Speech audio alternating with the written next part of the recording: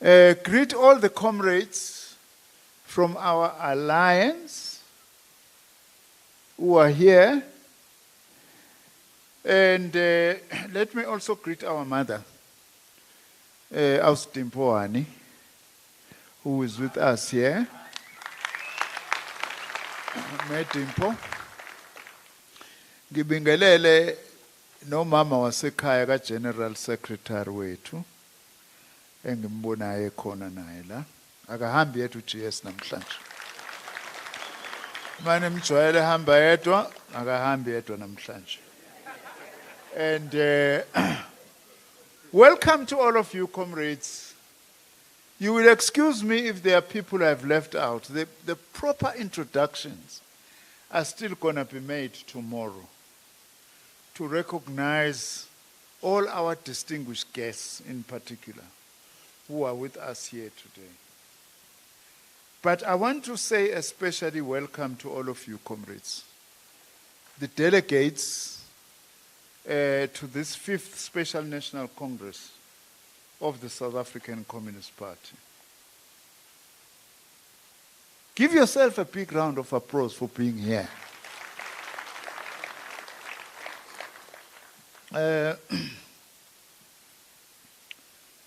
We have had many congresses before, comrades, including now this 5th Special National Congress.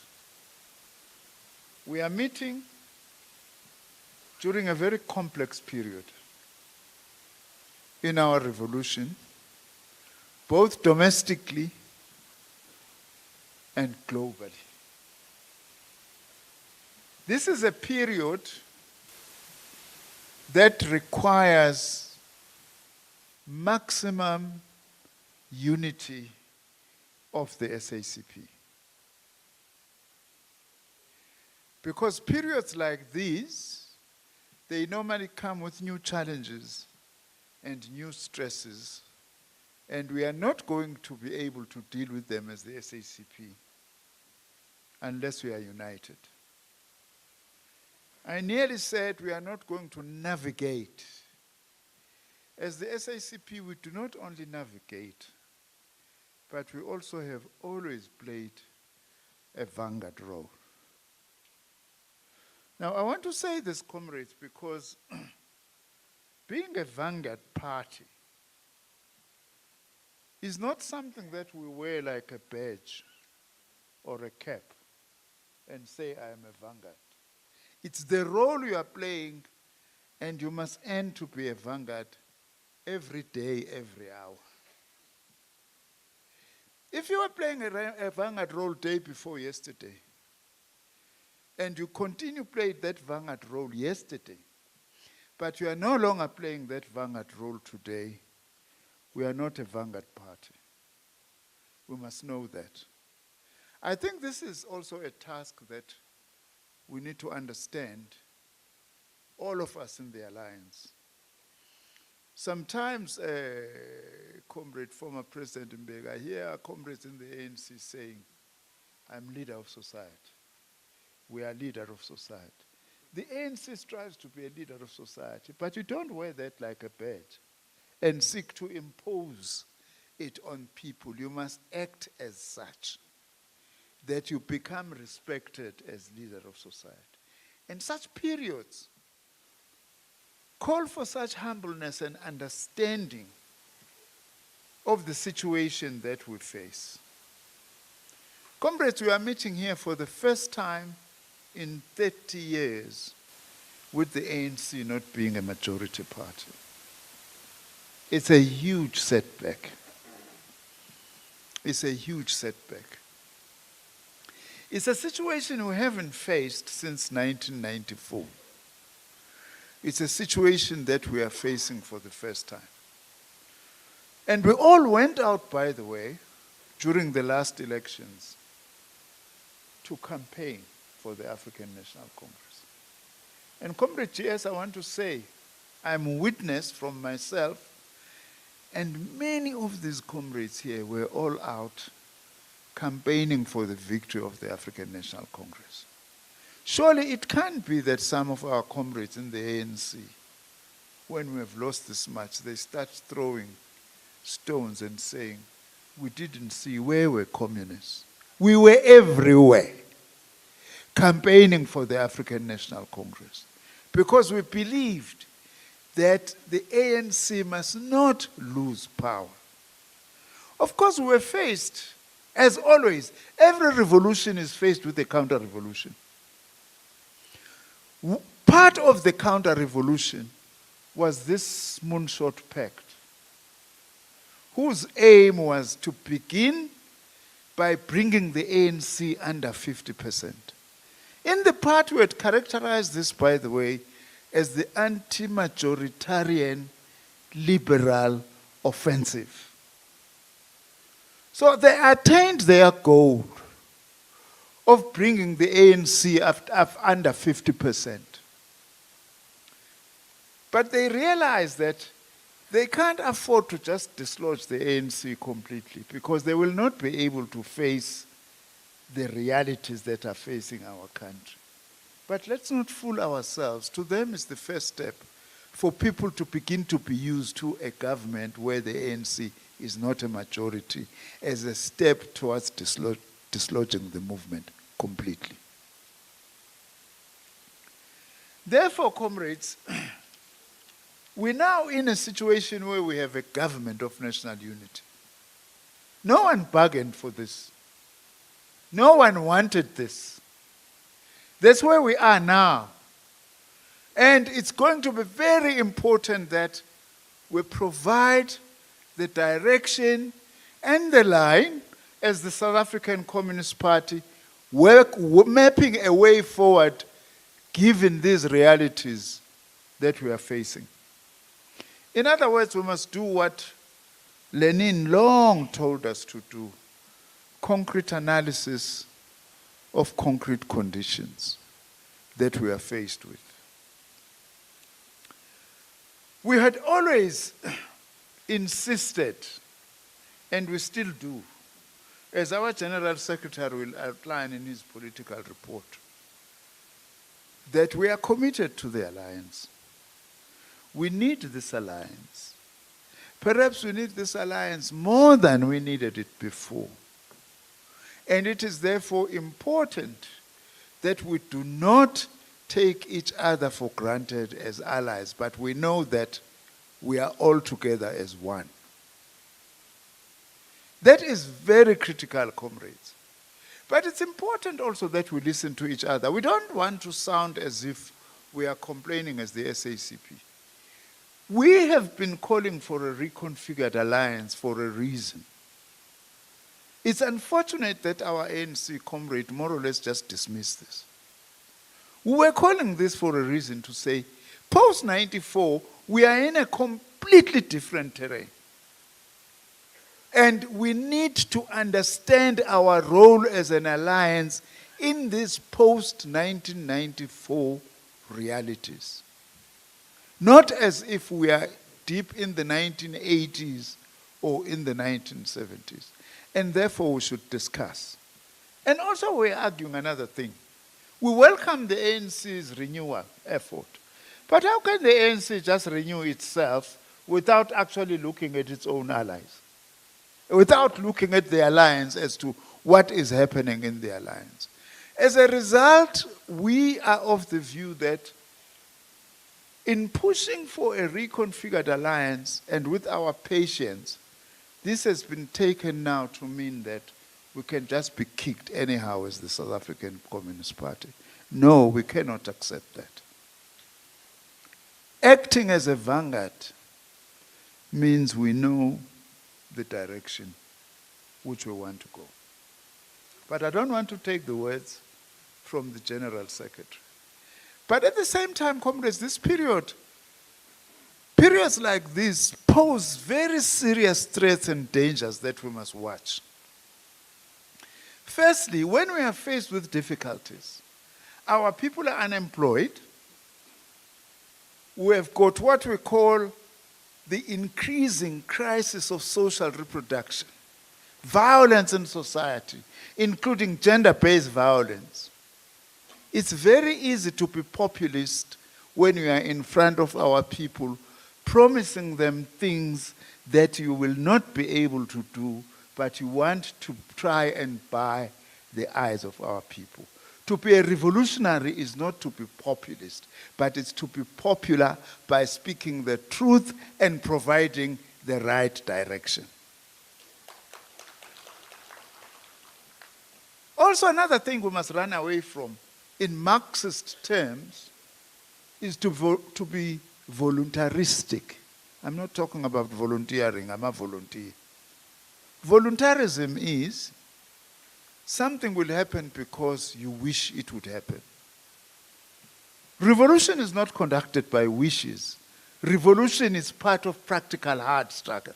You can't say, because I believe the SACP will do this and it must do this, therefore it shall happen automatically. That's another danger that we face when we are actually having such situation.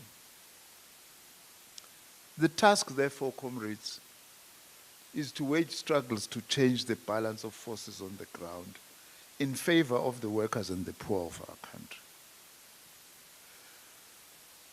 Now, just a few points on the international context.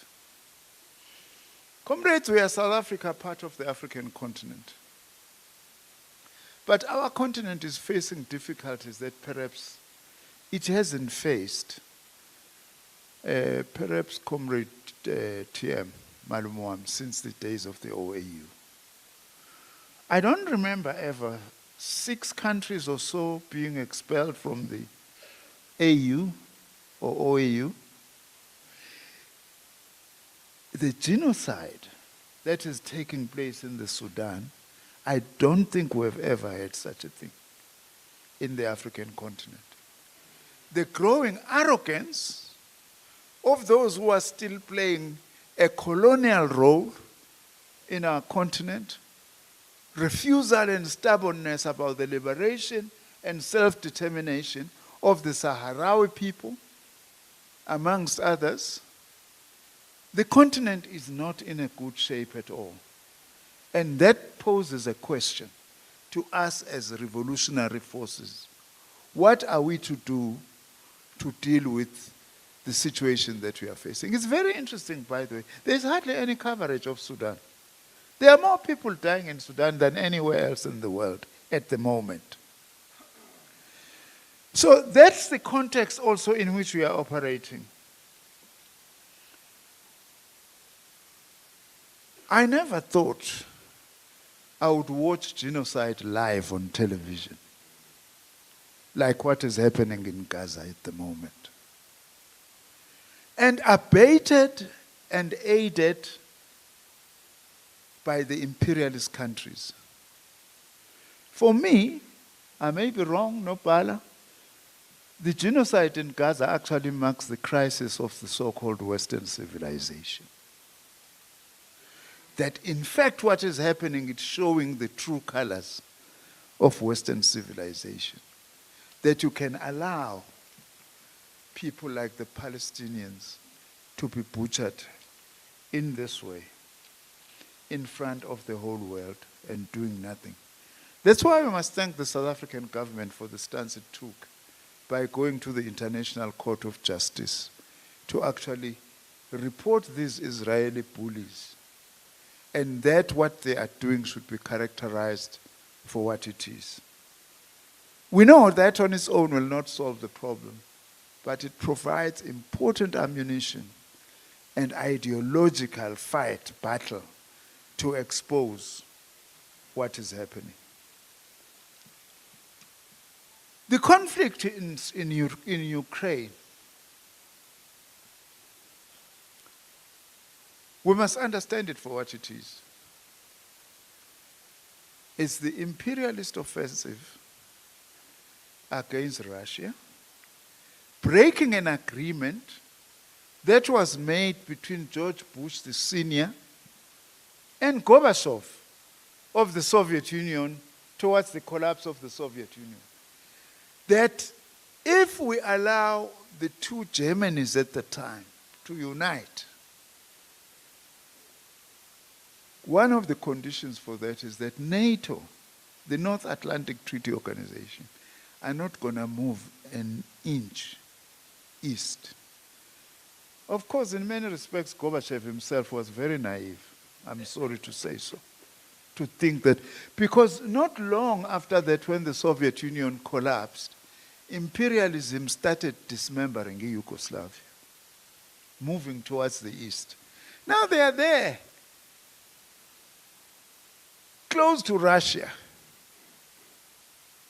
And this will not end there, because also the ultimate target of imperialism is China. So it's very important that we actually understand this. We have been friends with Russia long before, when it was also the Soviet Union, and supported us greatly to reach where we are. It doesn't mean we agree with everything that Russia is doing. Don't agree with everything that Putin may be doing domestically. But the fact of the matter is that that battle in Ukraine is a battle of imperialism against Russia.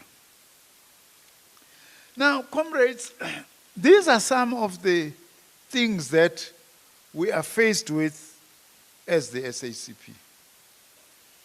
That's the context in which we are gathering. And all these things require that we also strengthen ourselves in order to deepen solidarity with the progressive forces in the world. So let's use this opportunity for what it is worth. Let's not squander it. Let's debate. Let's be robust. But let's respect each other. Let's not throw stones or insults at each other. That's not the behavior of a communist party. This is going to be very important. Also, let's not be tempted to do things that may leave the Communist Party deeply scarred. We must avoid that at all times. Comrade TM knows, I have a friend of mine called Ibo Mandaza in Zimbabwe. You know Ibo? I knew him from 1986. And would also from then, 1986, 87, every year go to Harare. Some other times, of course, use that to meet with the ANC. By the way, Comrade Mbeki is the one who recruited me into the African National Congress in 1986. For those who care to know. Ibo always used to irritate me. He would say, after 1994, you see now, some of the things that are beginning to happen in South Africa, watch them. Because as Zimbabwe, we didn't wake up to be where we were today. These things started slowly, eating into our own movement and beginning to eat into our own government. And he used to irritate me and say, no, Ibo is jealous, man. We will never be like Zimbabwe. But where are we now, in many respects, in terms of some of the things that have happened? The pillaging of our state, state capture, and a whole lot of things, including, by the way, factionalism within the ranks of our movement. That's why the party must warn itself about this. Because factionalism, once it starts, it never ends.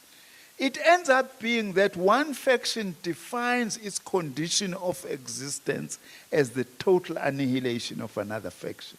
Yet we are in one organization. So we must not allow that to start in the ranks of the SACP. I want to thank you very much, comrades, and say you are most welcome. Tushayeleni izandla again. And I declare, by virtue of the powers vested in me, I declare the 5th Special National Congress of the South African Communist Party, starting today on the 11th of December 2024, open. So abashiselwa amabhantshi sebengawakhumula. You can take off your jackets if you feel hot. Now we are all at home. But I can't be the one who concludes that welcome without calling the Provincial Secretary who is hosting us here, Comrade Jacob Mamamulo, Provincial Secretary of the SACP in Gauteng. Kulu. Ujakobe wethu lo wasemakomanisini akuyena lo waseBhayibhelini. Yilo wakithi emakomanisini. Woza Jakobe.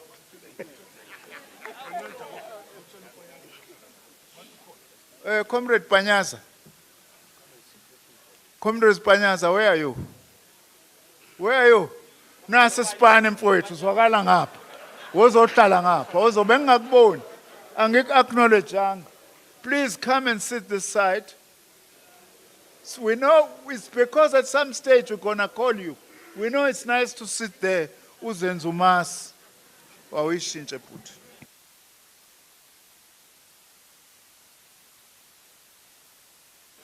Amandla, over to you, Comrade Provincial Secretary. Amandla. Amandla. Viva SACP, viva. Viva COSATU, viva. Viva ANC, viva. Viva SANCO, viva. Viva Progressive Youth Alliance, viva. Raw Young Lions, raw. Malibongwe. Amandla. Comrade National Chair, let me thank you and acknowledge already the word of welcome you have expressed, but join you on behalf of our Provincial Executive Committee, the PEC in the province, to extend revolutionary greetings to our General Secretary, Comrade Soli Mapaila.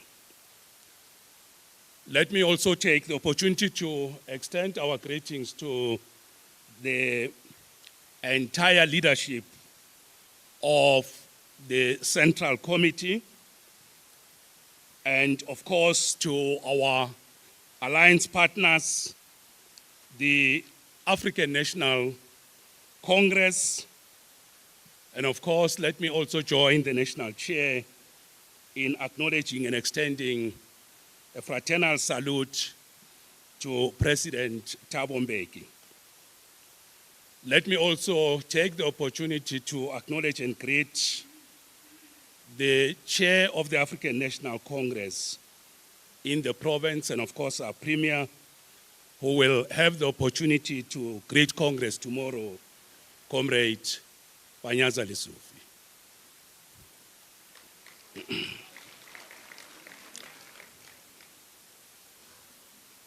Let me also, comrades, take the opportunity to greet the entire leadership of COSATU, and of course the leadership of SANCO, but also the leadership of the Young Communist League of South Africa, led by Comrade Mzwandile Takudi.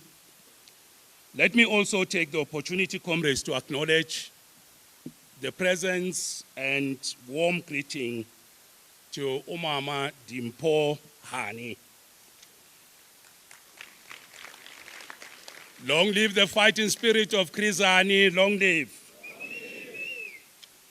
Let me also, comrades, take the opportunity to acknowledge and extend revolutionary greetings to all our international fraternal and revolutionary organizations that are here, and of course to many of the fraternal and revolutionary organizations in our own country that have joined us today. Now, to all our stalwarts and the veterans, we wish to extend revolutionary greetings to them. Let me take this opportunity, comrades, to join the National Chair, who has done an excellent job already in welcoming you to our province.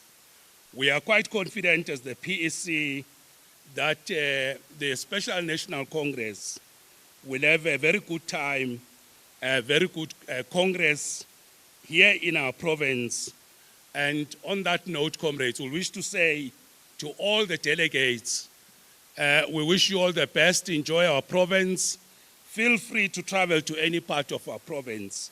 And we wish you very well, Chair. And we wish to say to all the delegates, enjoy the hospitality of the province. And thank you very much, comrades. Amanda, thank you very much.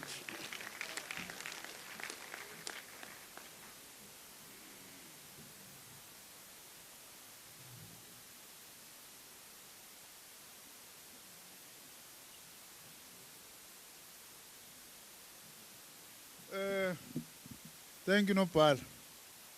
Thank you very much. In fact, I went a bit too far, sorry. You should have been the ones to tell the delegates to take off their jackets. Ngafuna ukuthatha umsebenzi ebengingawunikiwe ungixolele kulowo ndawo. Hayi Benson kumnandi ukuba usihlalo mana amandla wonke. Ungathetha nje uhlala lapho. Amandla wonke la kusihlalo.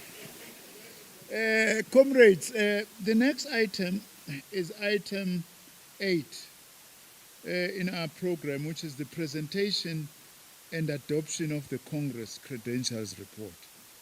Now, we're going to time you, Comrade Madala. You know, how are we going to time you?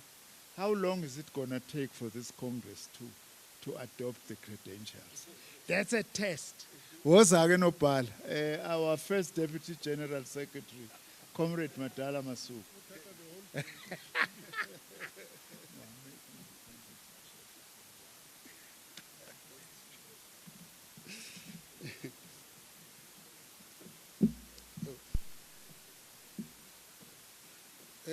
Thanks, Comrade Chair.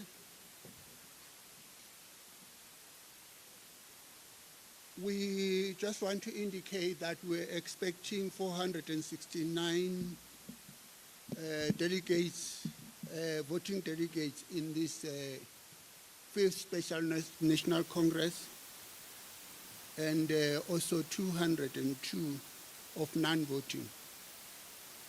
We are going to focus on the voting delegates because we want to determine the quorum so that we can start. We'll deal with the numbers that are there for now, and then also the others will deal with them tomorrow morning again. We expected 54 members of the Central Committee. We have got 44. We have got, from the Eastern Cape, we expected 46, we have got 37. From Free State, we expected 25, we've got 21. Gauteng, 49, we've got 39. Limpopo, we've got 55, we're expecting 55, we've got 43. Moses Mabhida, 80, we've got 70. Moses Kotane, we've got 27, we expected 27, we've got 15. Mpumalanga, we expected 71, we've got 64. Northern Cape, we expected 20, we've got 16. Western Cape, we expected 26, the furthest province, 26, and we have got 26.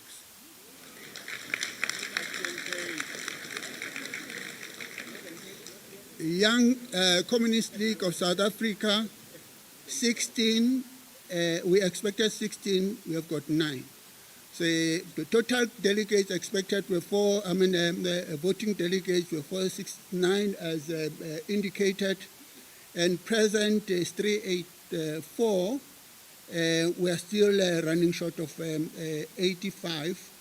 There are also, I must indicate that there are also areas that the Credentials Committee is still looking at, because we had agreed on a rule that you don't replace, but there are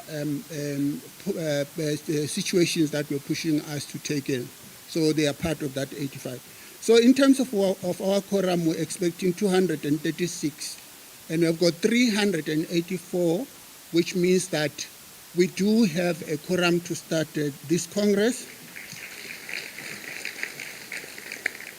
So in that way, we request Congress to adopt these credentials. The meantime, until we go and until update tomorrow, and we'll be covering also the the non-voting delegates, including our guests. Thanks.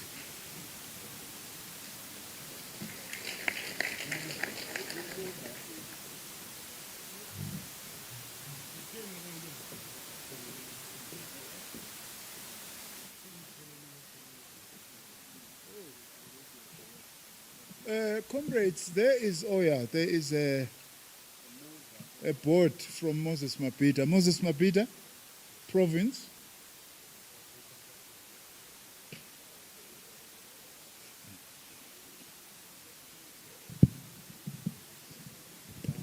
No, thanks, Chair. We stand as Moses Mapita. Zishoke igama ke egatsheni kuqala ukuthi ubani wena.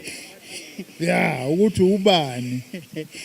Matthews Ndlovu, I'm a voting delegate, being the first Deputy Provincial Secretary of the party in Moses Mapita, from Herigwala District and Wamiando branch. We stand, having been part of the processes that drafted the preliminary credentials report to this Congress. We have participated. So we do accept the credentials as presented, understanding that there are still comrades coming, but we do have a quorum, which is much appreciated. We move for the adoption, Chair. All right. Because I looked at this side now, let me just go this side. Northern Cape, there is a mover for the credentials. Northern Cape.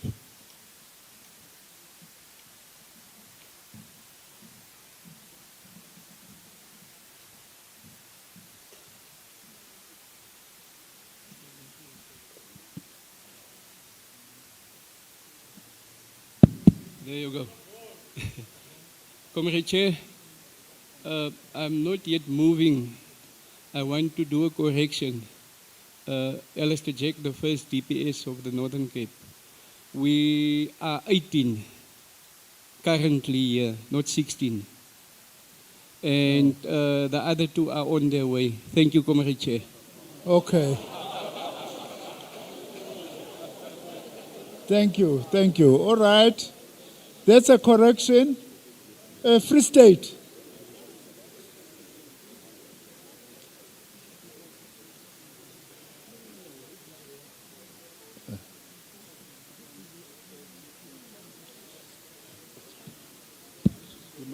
Thank you very much, Chair. Greetings to you. It's Beki Stofile. We stand to second the mover to adopt the credentials as presented. Indeed, we do meet the quorum as required or prescribed by Constitution, and our expectation is that the credentials from time to time will be updated into the Congress. Thank you very much. So we are supporting Free State. We are seconding. All right. Why is there Moses Kotane?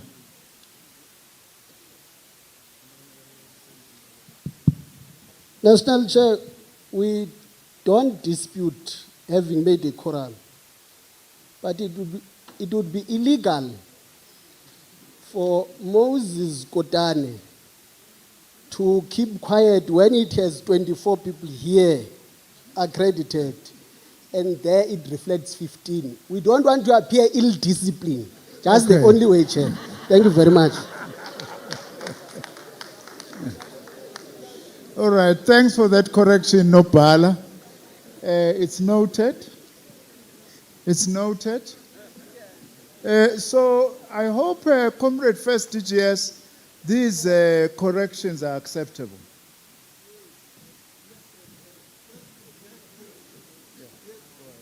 Yes, Chair, we indicated that at a particular point we took the number, so people are still registering, so there's no necessity of reporting the ones that have actually come in now. We'll correct it tomorrow. So, comrades, these credentials have been moved and adopted. When I say time to Madara, it wasn't timing him how much. Is how long is it going to take this Congress to adopt its credentials? This is one of the shortest periods that credentials of a Congress had been adopted. Shailen is under more than that.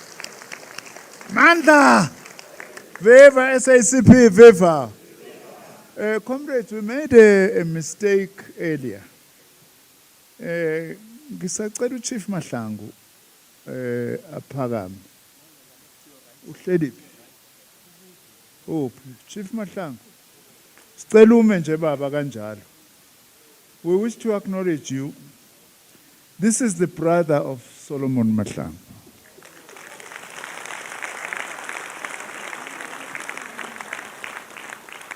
Siyabonga Puti. Thank you very much. You come from a very special family to us as a movement and as the South African Communist Party.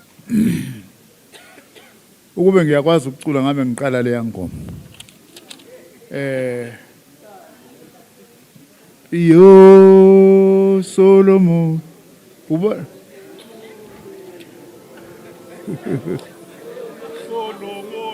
Was uzoyicula? Was uzoyicula?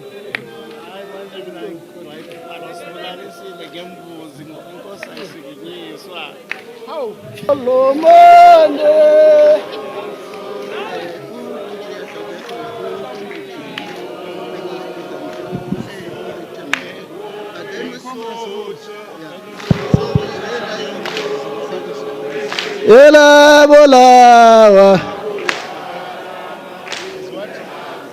Solomone Sole Mahlangu Wayeli socha Ela bolawa Wayeli socha Ela bolawa Wa Solomone Sole Mahlangu Solomone Sole Mahlangu Wayeli socha Ela bolawa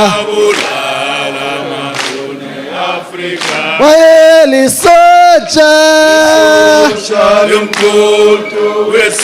Ela bolawa Solomone Sole Mahlangu We Solomone Sole Mahlangu Wayeli socha Ela bolawa Wayeli socha Ela bolawa Amandla siyabonga nobhala waseMoses Kotani ukurescueisha abanye bethu abangenawo amazwi right.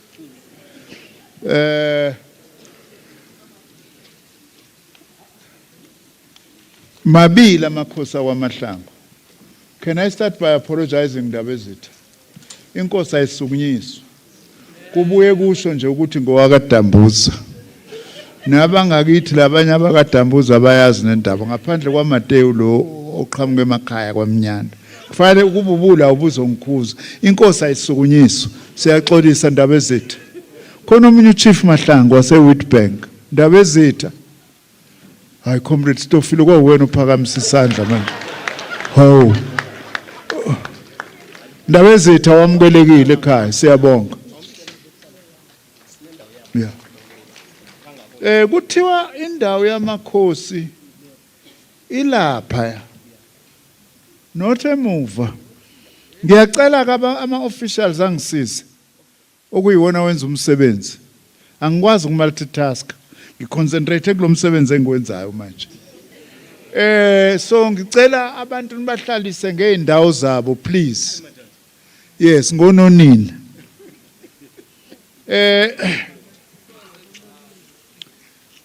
The next item, comrades, it's the presentation and adoption of Congress rules and procedures. Izolidwa second deputy general, no, akekho konje. Oh, Comrade Jenny Schreiner, please come and help us with this agenda item.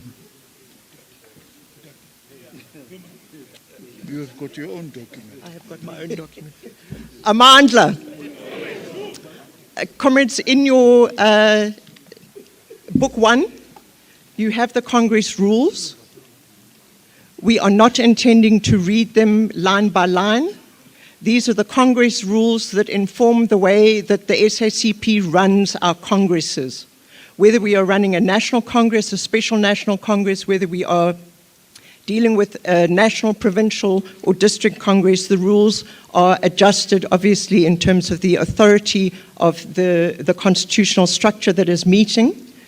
So we want to speak to them very briefly and table them for your adoption. Can I please apologize to Congress? The version that has been printed had been edited to be appropriate for this 5th Special National Congress and for the 15th Congress Central Committee.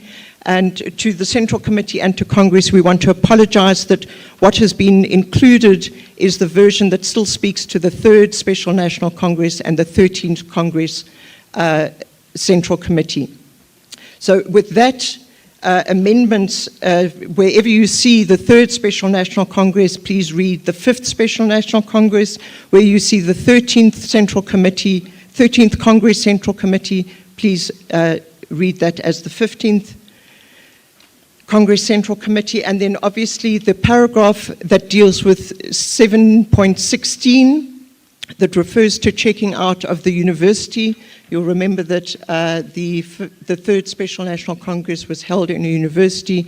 We would be ensuring that we are checking out from this facility, this conference venue, and the date obviously would be Saturday, the 14th of December, 2024. Comrades, in requesting you, or in tabling these Congress rules and procedures, on behalf of the 15th Congress Central Committee, we would like to appeal to all delegates to read through these.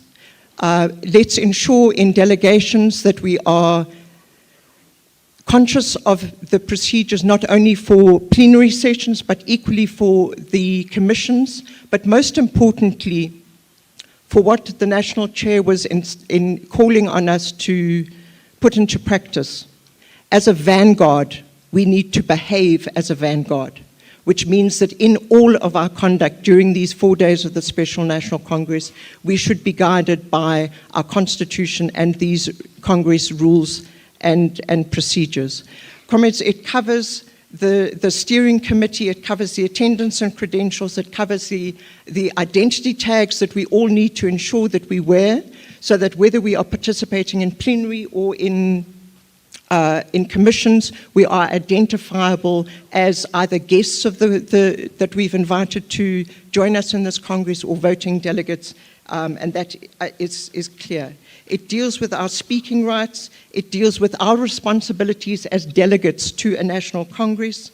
It also deals with behavior that is unacceptable. And comrades, this is where, as a vanguard, we need to ensure that we are really setting ourselves as role models of the highest possible ethical standard in the way in which we conduct ourselves in congresses, as well as in our practice as communists. It deals with the responsibilities of chairpeople, whether chairpeople of plenary or in commissions. It's our responsibility as delegates to understand that and respect the fact that chairpeople are there to facilitate our robust discussion, but ultimately the reaching of conclusions. It deals also with the drafting and resolutions committee, the commissions, the voting rights, and ultimately the responsibility of the 15th Congress Central Committee to ensure that the records of this Congress are well recorded and kept in the archive of the party. So with that as a brief summary of what is covered in it, I do request, comrades, that we all study it and that we all ensure that we use it in the Special National Congress and that we sustain it in our practice in the party. Comrade Chair, back to you.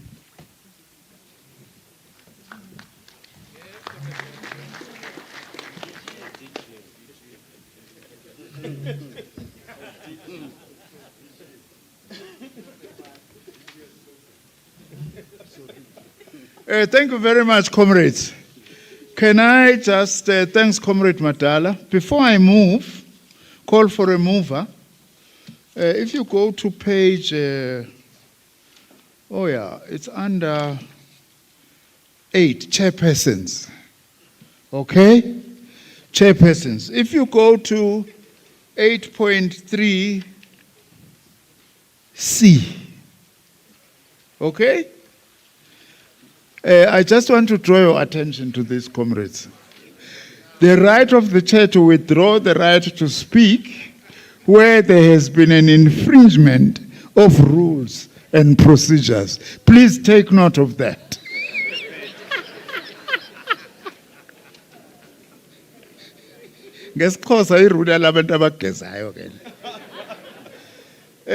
Comrades, what I would also like to emphasize before we adopt is that all this goes with keeping of time, by the way.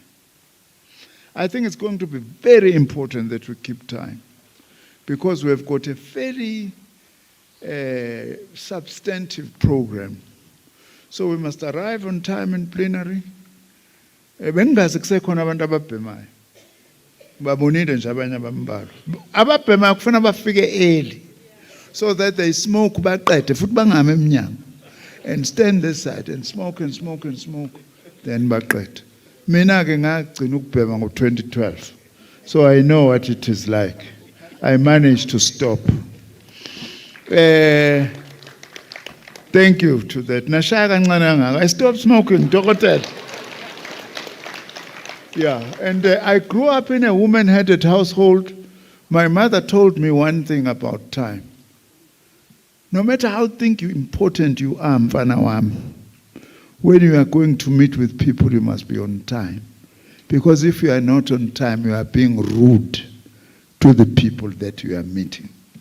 So being on time is not to be rude. That rule, Gamadlamin, is this gas set with me forever. Ingakungnano malume wami la ufakazi izizo President Thabo Mbeki.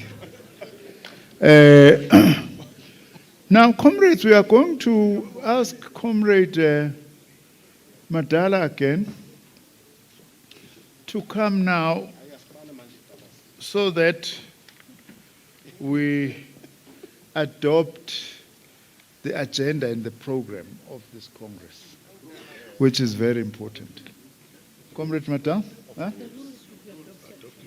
Oh, sorry, yes.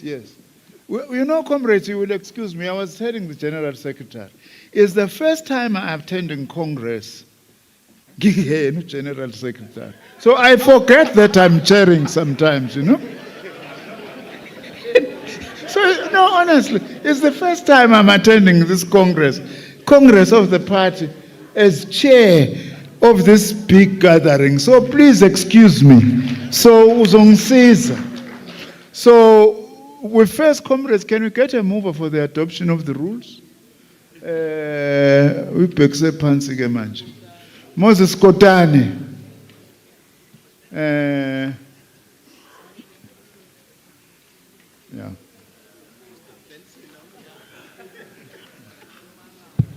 Thank you. Comrade National Chair, before we move 4.2a, we are testing our understanding.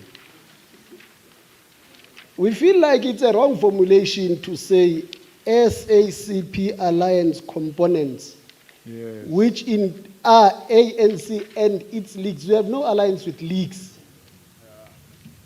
If leagues are invited as leagues, they will be referred as that, but if not, they will fall under C, which is mass democratic movement and civil society.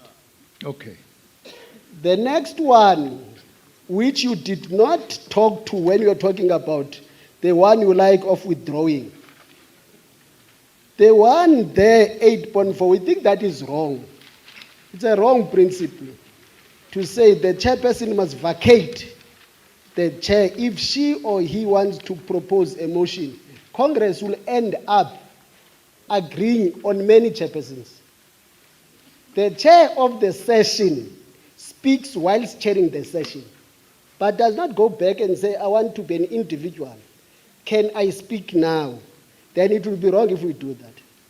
So And what we- must happen? No, Chair, when you are chairing and you are to propose, even if it's not you, Yeah. you propose from the chair, but after having noted everybody. Okay. You don't exit as a chair and come back.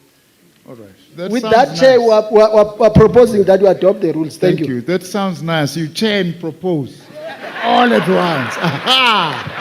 I support that. I support that fully. Who doesn't agree with that? Do we accept? No, Pala, you want to say something?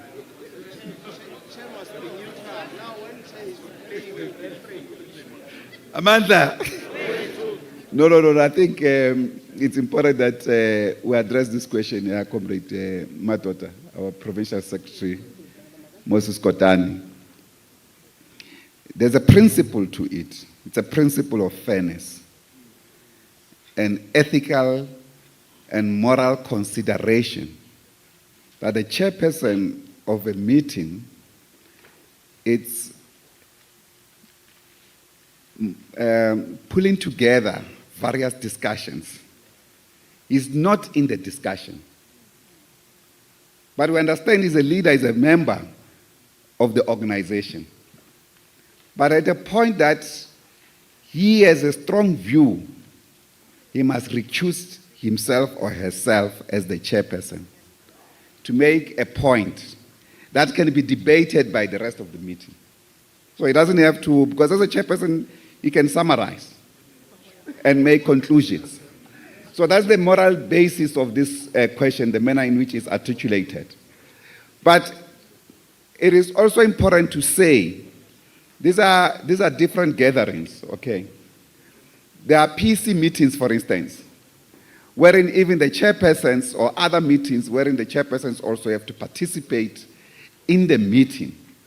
But they do create that possibility for their views, but to summarize the engagement of the meeting before the secretary comes in. So if they have to enter into the debate, they have to recuse themselves. It has been debated quite extensively, but if Unopala has got a view that the meeting, because the point is that he was saying it's wrong. It's not wrong. We have been using it previously. But if there are new views around how it needs to be reformulated, that's still okay. We can come into that particular direction, not but from a perspective that it is incorrect. I felt that because it was almost like received in a plane, that I needed to say something, Comrade Chair. Thank you very much. Singangcono ubusemnyango man lento manje usuyawathatha wonke lamandla. Can we accept that, Moses Kotane, what the GS is saying? Now, I need a mover. Western Cape.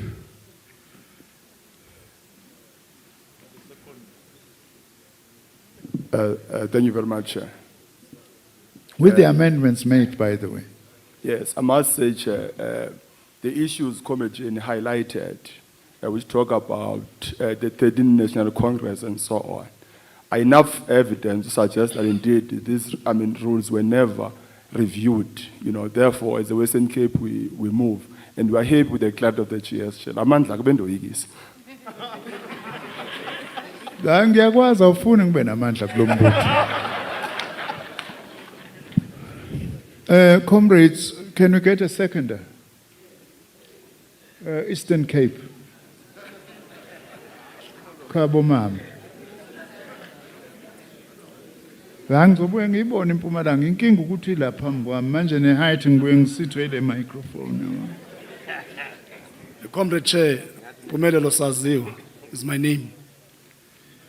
The concern that was raised by Moses Kotane on the current formulation presupposes that at that point the chair will be leaving in terms of the principle.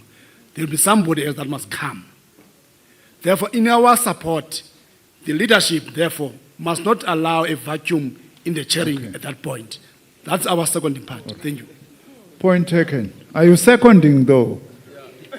Can we hear your voice? Also, comrades are not introducing, oh, you did introduce yourself, comrades. Okay. Well, we're seconding just having that writer. Okay. Thank you. So, motivated, seconded, and the Congress rules are adopted.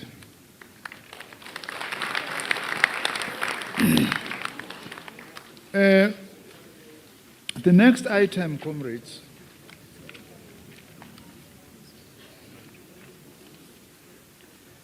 is, we are on item 10.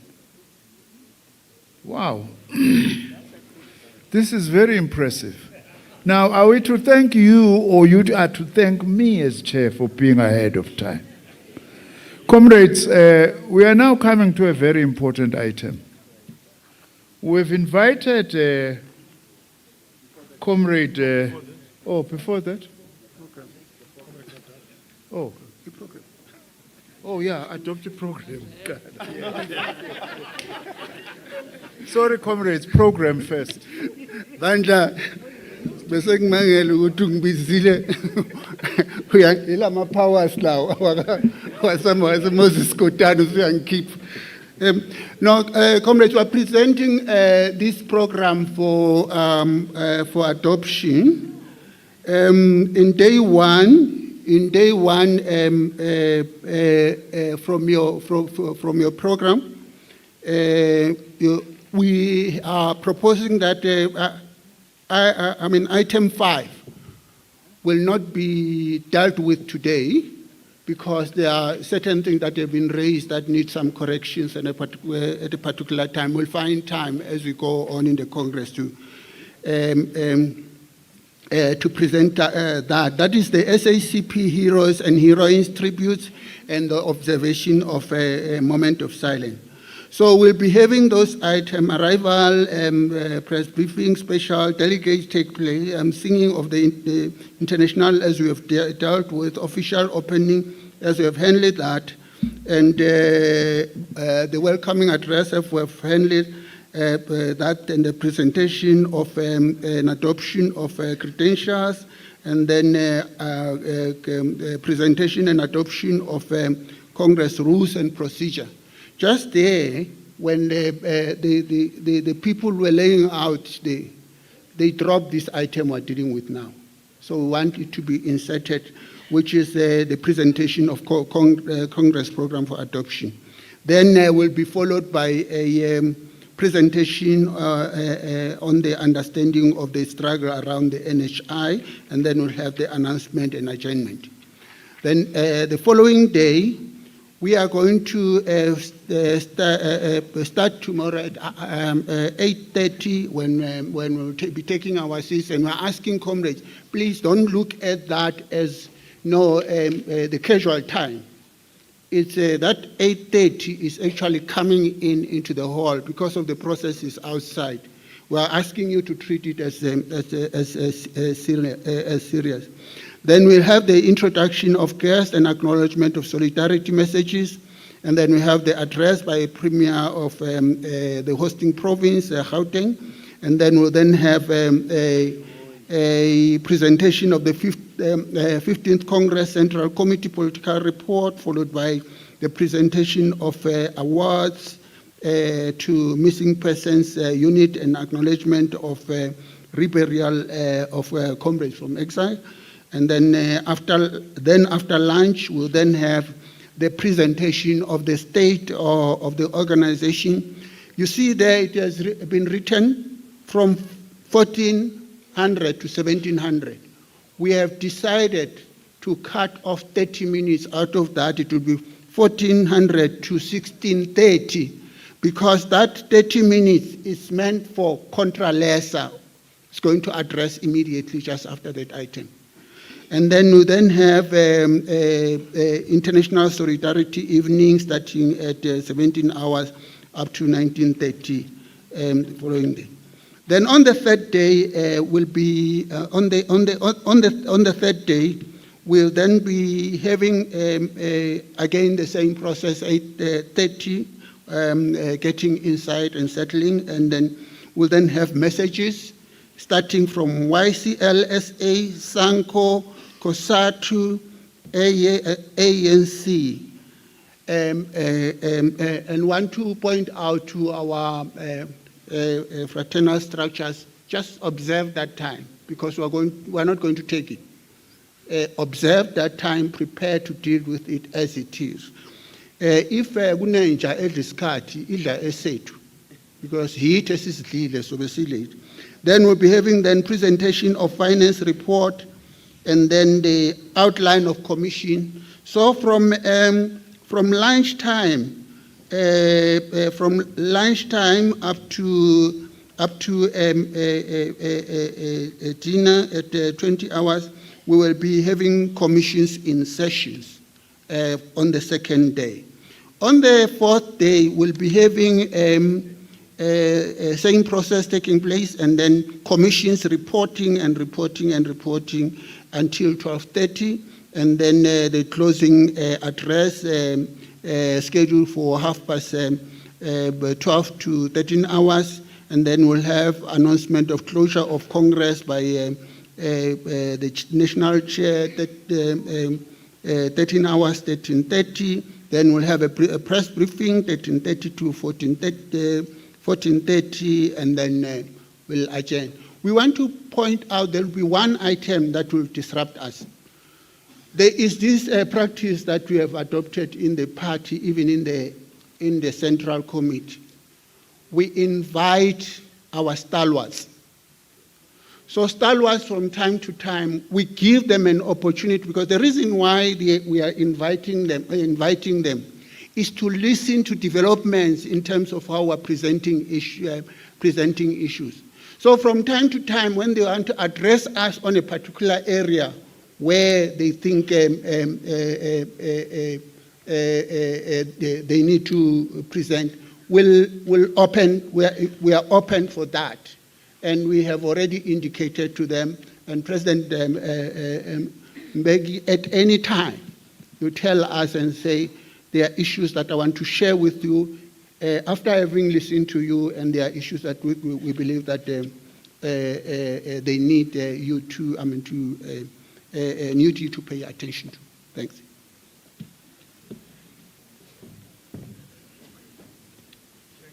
So I have presented this program for adoption.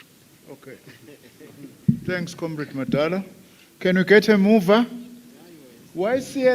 YCLSA, Ufasil.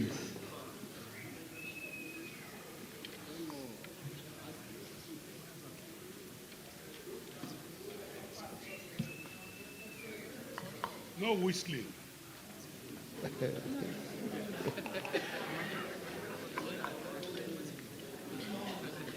Umatota seems to have logged it, so that he's the only one who speaks on that. Thank you, Nobala. Thank you, Comrade Chair Mobile Gumete from the Young Communist League of South Africa. We move for the adoption of the program as outlined by the first DGS. Thank you. Thank you very much. Second, Gauteng.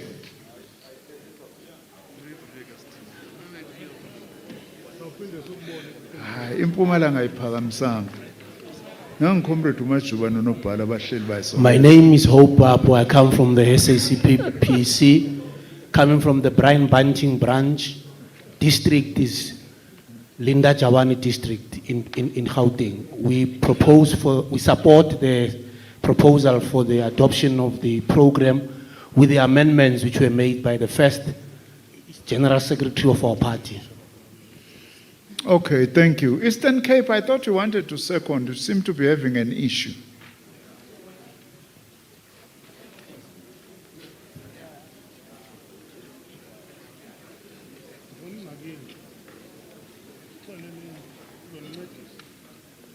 Thank you, Comrade National Chairperson. My name is Provincial Saziwa. The branch is Gerald Hawks, sub-district is KSD. Want to raise the following.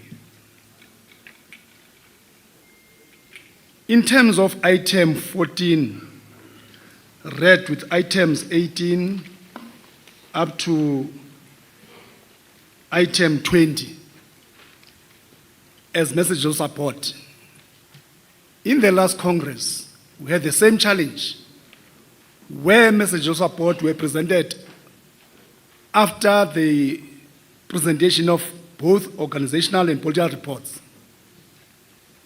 And we thought that we were understood when we said part of messages will be touching on political issues, on organizational issues, on matters that are not yet presented. Therefore, in our support of the program, we want to propose that message of support must come before the presentation of these reports of the organization. Second, we want to understand the essence of item number 13. This is a national congress, it's not a provincial congress. And here we're not evaluating the Gauteng government. We look at national issues. Therefore, for us, if clarity is given and we're not satisfied, we want to move that item must be removed because the Secretary of the province welcomed us. We see a duplication there. We not win that clarity. Thank you. Okay. Comrades, there are two proposals raised by the Eastern Cape. Can I check first if there is any seconder, there is any province or structure that seconds the Eastern Cape?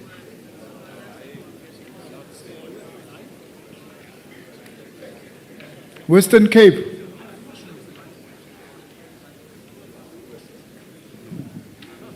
Thank you very much, Chair. My name is Benson Ngenzu, the SACP Provincial Secretary in the Western Cape. We agree with the Eastern Cape on the issue they raised in respect to the need for the agenda to be reviewed, that organs of the alliance should not speak after the General Secretary. And it's correct. It's the issue we debated even in our last Congress. That's the first thing. So we support them on that one. This Congress should review that matter as a matter of principle. The second point, we don't agree with them on the call for the removal of the item which is about where the Premier of the province will be welcoming. It is not going to be the first time. It is not going to be the first time where the SACP will be welcomed by the Premier of that particular province. So that has been there. Same as the issue of the arranging of the agenda. No leader of the ANC, COSAD, or what have you should speak after the General Secretary. Thank you very Okay. much. All right. Now, if I hear correctly, the point of the Premier of Gauteng, as raised by the Eastern Cape, is not supported. Yes. So it falls away. Nasi span mfowethu. Nasi span.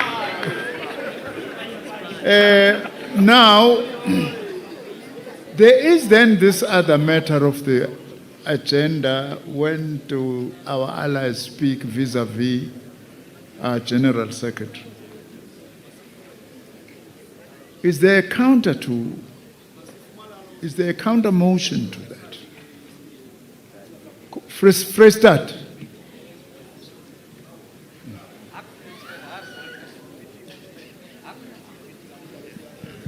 Thank you very much, Chair.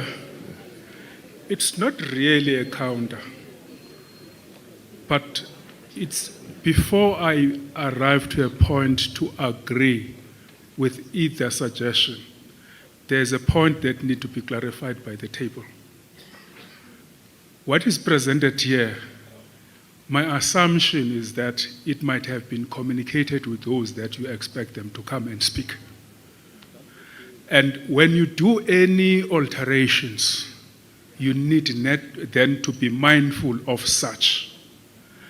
And I can't then stand here and say, I support the Western Cape, I support the Eastern Cape, because I'm not sure until such time that the top table give clarity on that. And then if the top table give a clarity, and then I will then say that. I think other issue about Gauteng, already I agree with the Western Cape posture on that. Thank you very much. Okay. Right. First, DGS. I'm enjoying not being in the Secretariat. I don't have to deal with the difficult issues. So here you are. I can see how you enjoy myself. Okay. No, thanks, comrades. We hear that issue that we need to have a conversation on it in the Central Committee. We have communicated this to our guests, and I think it will be unfair for us to just reshuffle at this moment and tell them to present at a different time. And number two is normally where we are supposed to speak last is in a rally, when you address the masses, because there you want to also clarify other matters that might have been raised. But in this case, presenting this report and our fraternal structures adding on the issues that we must go and still discuss in a law, we still have an opportunity to respond to them. That's our perspective, that they contribute and they're still going to this Congress. All what would have presented by the GS, by the first DGS on the organizational report, by our fraternal structures, would not be discussed item by item. They will be going to commissions. So if there are issues that need correction, will then be corrected in that format when we come back. So we don't know if comrades feel that this is a contentious matter, is going to create a problem. If it's not going to create a problem, let's allow it to flow like this. We'll then discuss it in our next sessions in more detail. So, ngesitswana kasitswana DGS uthi, let's leave the agenda as it is. Kasitswana yandata. Yeah. Kiabua. First DGS, you are saying, let's leave the agenda as is. Because whatever issues are raised, we will be able to discuss them in our commissions. Moses Kotane, what is that now about? I thought that the sentiment, in Funuwenzi follow up. Okay, Western Cape, Nzoza Gwena, Moses Kotane. I'm winning a privilege that they were part of this resolution. Thank you very much, National Chair. My name is Monde Ngulwan from Brine Banding in the Western Cape. Chair, this is the principled matter, and all of us will remember that in the 15th National Congress, the matter was extensively debated.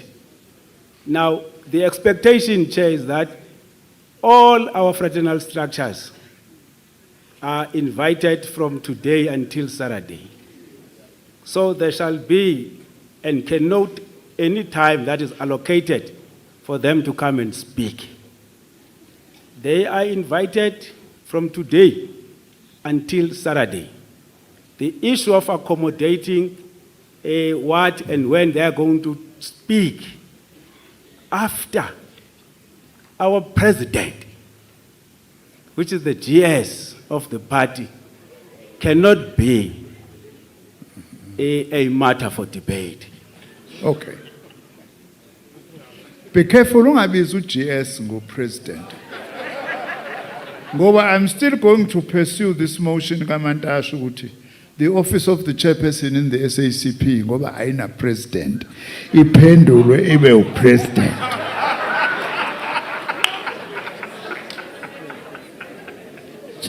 No, I'm going to give to you Moses Kotane. Go ahead, and then I want to suggest something. Mpumalanga as well. Yes. Comrade Chairperson, Lina Laka, Kimadota Sambat. Yeah. Ukwaledi wa province ya Bukone Bupirima, Moses Kotane. Kihabo. Ganamele, Kijabu Reku. Chair, here's the issue. Chair, here is an issue. Let's not confuse. Here is an issue. The invitations on behalf of a Congress are constitutionally done by the Central Committee. So let's not change that indirectly. The issue, though, is that the last National Congress, which has powers more than the Special National Congress, debated the same agenda item, and it agreed that the issue of addresses by alliance or messages of support must be above the political report and organizational report. The issue we must just accept is just that Deputy General Secretary, let's accept an explanation on having a power on behalf of Congress to invite and give date to come. As an issue we can't change now. We must not say they are wrong. But we say from this meeting, let's go back in a coming Congress and follow this one. Do that which we agreed in the National Congress, that they start, and they are not the last ones, but we can't then reject an explanation on logistical communication, which was constitutional. Thank you. Okay. Thanks, Comrade Sambat. Msholos wasempumalanga.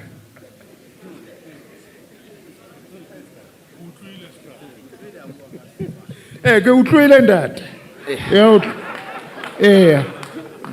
Yeah, no, thank you very much, Comrade Chair. And yes, indeed, I am Comrade Nhlakanipho Zuma from Mpumalanga. Comrade Chair, I think that taking from where Comrade Madoda has left, we agree with the presentation that has been made of components of the alliance, speaking of fraternal components, speaking before the GS. But because already there is an explanation that has been given to Congress, we propose that we accept and proceed with the Congress. We don't bog down the Congress. Thanks. Okay. Can I accept this as the dominant view in Congress? No, comrades, if you want to continue with this matter, we are beginning to break the rules. I make a comment to say, hey, aye, comrades, go wrong foot. Now, we have Comrade Mtswaledi here. He is rushing to the airport. In fact, I was wrong to say that we are early. We are very late because he was to speak at 7. It's 8 o'clock, we are still here. And we can't lose this input. If we are not happy for so far about this matter, let's allow Comrade Mtswaledi to speak, and then we'll come back and conclude this matter and conclude today's proceedings. But I want the chair to be respected as a belief. Yeah, you will. Yeah, bye, donkey. Now, I want to Yeah, Comrade Aaron, I'm very glad you came here. I must introduce you. This is a fellow GNU combatant.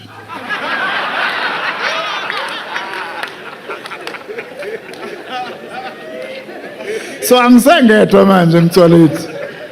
You are here. Comrade Mtsolethi is our Minister of Health, as I have said. A real champion of the NHI, as you will actually hear him. And as I said, he is a member of the National Executive Committee. Mkhoman,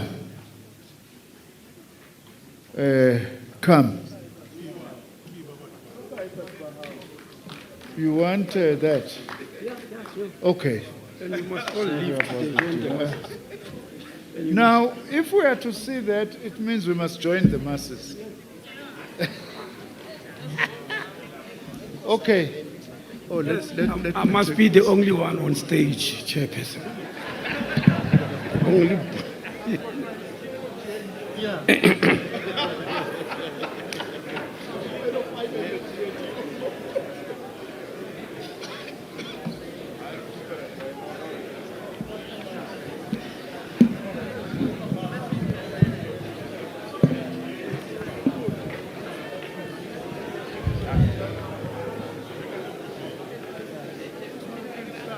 Yeah. I'm ready. Where is this thing? Madam, where do I point?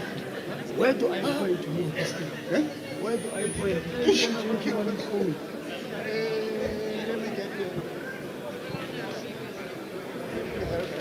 It just disappears. Hey. Okay. Thank you very much, Comrade Chair. Let me salute the leadership of the party. Also greet our veteran Comrade President Thabo Mbeki and all the delegates.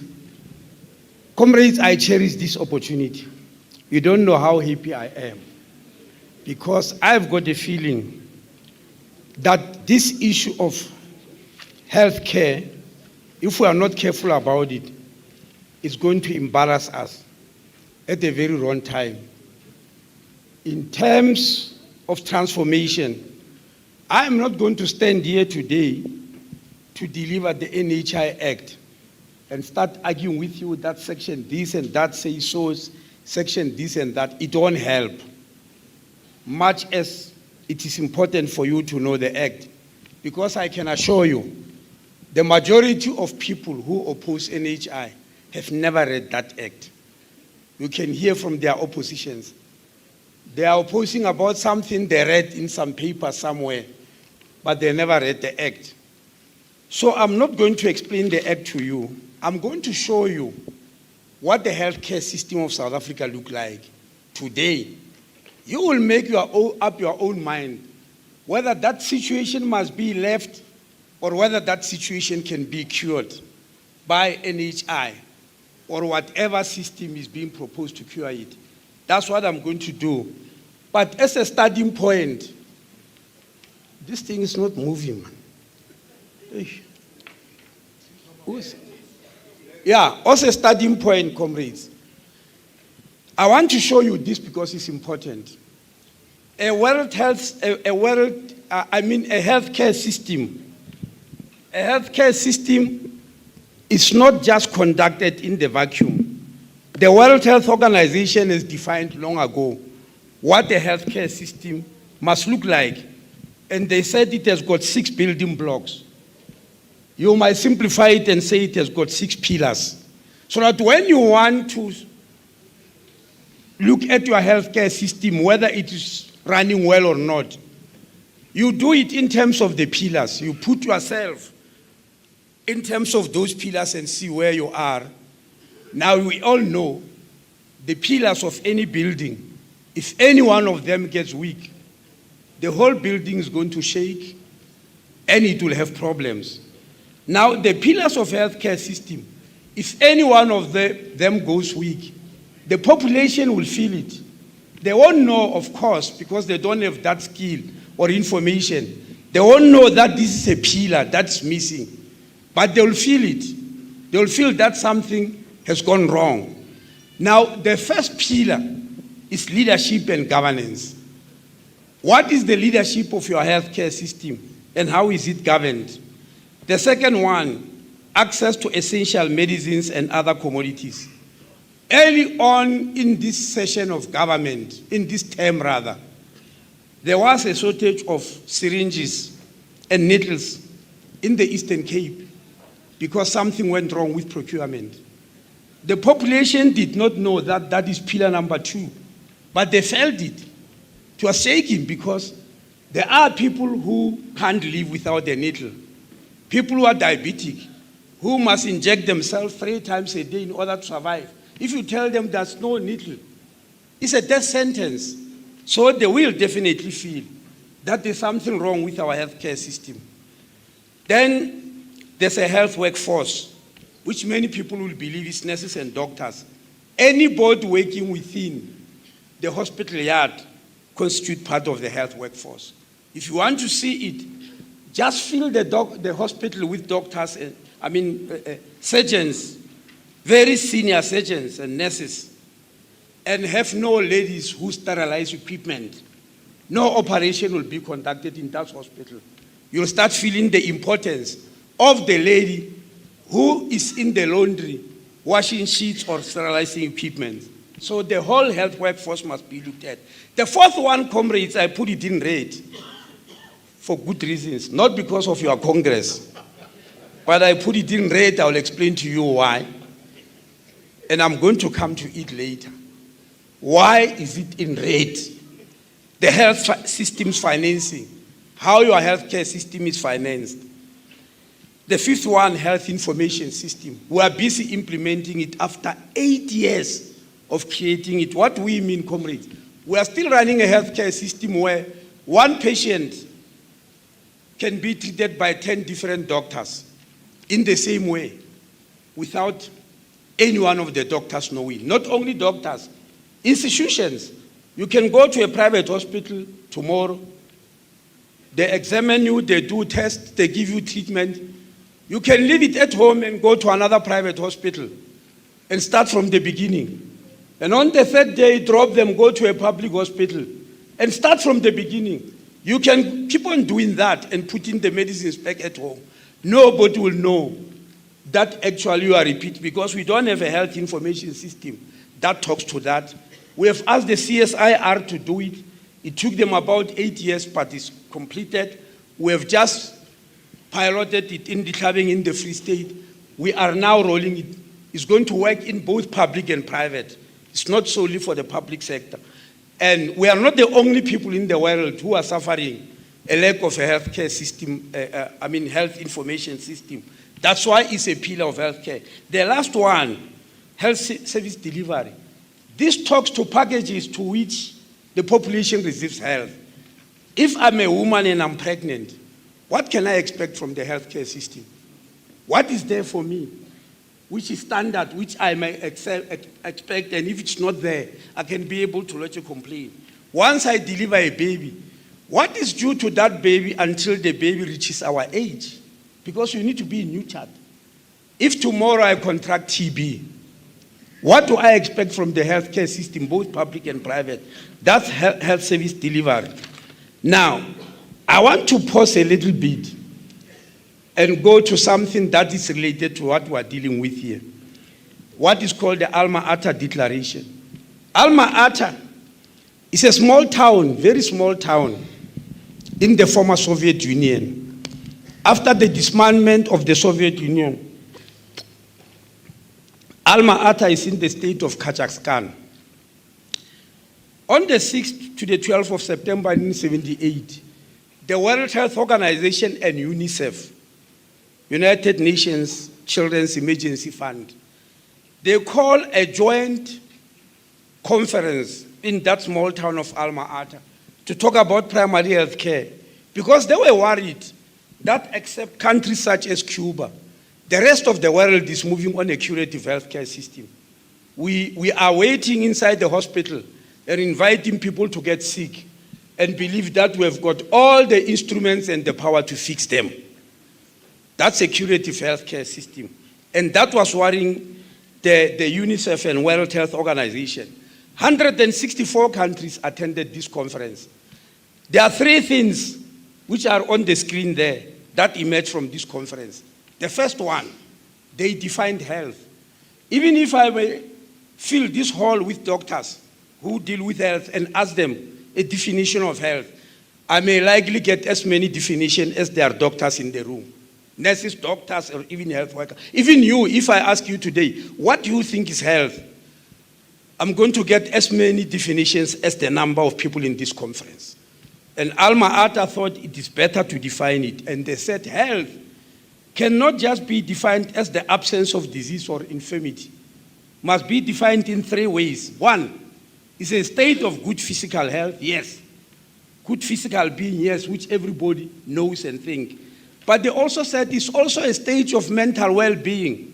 And lastly, and more important, social well-being. So when you define a health of a nation, you must look at these 3 things. Are people physically okay? What about mentally? And mental health doesn't mean you are mad. Yes, you can have serious mental problems without being defined as mad. Bereavement is one of those. Losing a job, depression and all that. Now, are those individuals healthy in terms of mental well-being? Social well-being measures many things. It measures education, housing, level of income, etc., etc. And all of them are important to define the health of a nation. Not just because people are not popping pills and what. That's the first thing they did in Alma Ata. The second thing is to declare something that was already declared in 1948, that health is a fundamental human right, and attaining the highest standard is the most important worldwide social goal. That was defined in 1948 during when the World Health Organization was formed, but also during the declaration of the rights of people. They defined health as a fundamental human right. I'm emphasizing it because when you declare a right, you then cannot tell the population that they must come and buy that right. But that's what is happening in South Africa today. We've declared healthcare as a right in Section 27, but we are inviting the population and say, those who have got enough money, please come and buy this right. That's what we're doing, and it's wrong. The last, and I'm going to read it verbatim, it's because important. That is Article 2 there. They said the existing gross inequality in the health status of people, particularly between developed and developing countries, as well as within countries, is politically, socially, and economically unacceptable and is therefore of common concern to all countries. That's Alma Ata. Whether you look at inequalities in health from the political point of view, whether socially or even economically, is unacceptable. And countries must be concerned with it. And it needs to be changed. Alma Ata ended with a slogan, health for all by the year 2000. Meaning by the year 2000, the healthcare systems must be run in such a way that all human beings experience this highest standard of health. I was a first-year medical student when Alma Ata said, we used to sing this declaration.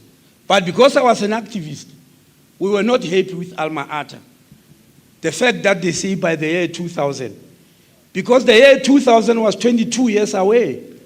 And we were saying, why do they make us wait for 22 years before people enjoy this highest standard of health? Now the bad news is that 22 years came and went, and the situation became worse in many parts of the world, including in our own country.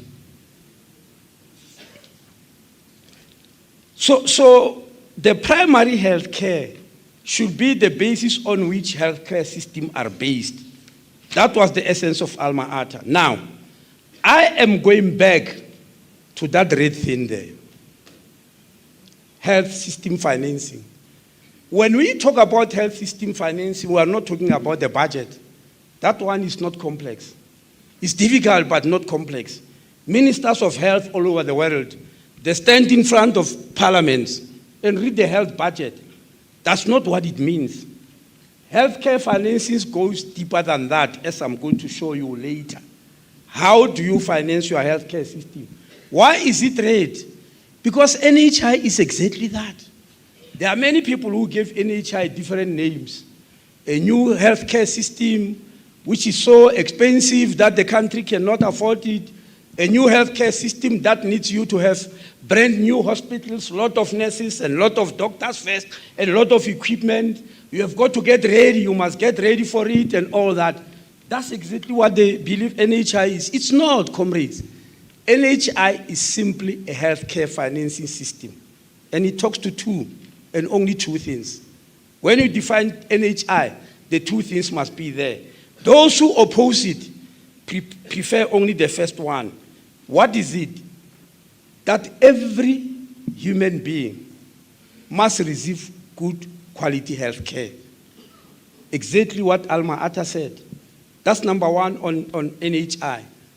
Every human being must receive good quality health care. But number two, which is the one that is being fought in the media and everybody who fights NHI, is that when you receive that healthcare system, you must not suffer financial hardship. You mustn't suffer financially. You mustn't become poor because you got sick. And you may take this as a simple thing because it has never happened to you. The World Health Organization has got figures, numbers of people, and they are counted in billions, not millions, who were never classified poor under the United Nations classifications of poverty, who were never below the poverty datum line. They were living normal life. But somebody got sick at home. Somebody got cancer. Somebody got stroke. And all of a sudden, out of that instance of trying to make this person get well, they now get classified as poor. That's the essence of healthcare information system. Now there, on those building blocks, believe you me, no matter how hard you work, if you don't get number 4 right, forget. All these others, you'll never get them right. And you'll be attacked every day. You'll never get a good work health force. You'll always be having a shortage of doctors or nurses or health workers. You will always have problems with medicines and other commodities and buildings and infrastructure, as I've said. You'll always have problems with health service delivery systems. You won't be able to achieve them if you didn't get number 4 right. And number 4 is NHI. Now, comrades, there are only 3 methods in the world of financing health. If any one of you know the 4th one, please tell me, I'll add it on those slides. But for now, we know only 3 methods of financing health.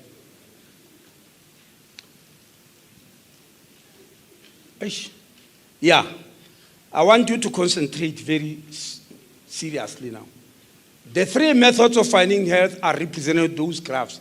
These graphs were made by the World Organization in 2009. It's called National Health Accounts Data Set. They went from country to country. But as you see there on the map, it's Europe, it's mostly countries in the West. They are showing how they finance their health care. The first method is called mandatory prepayment of health.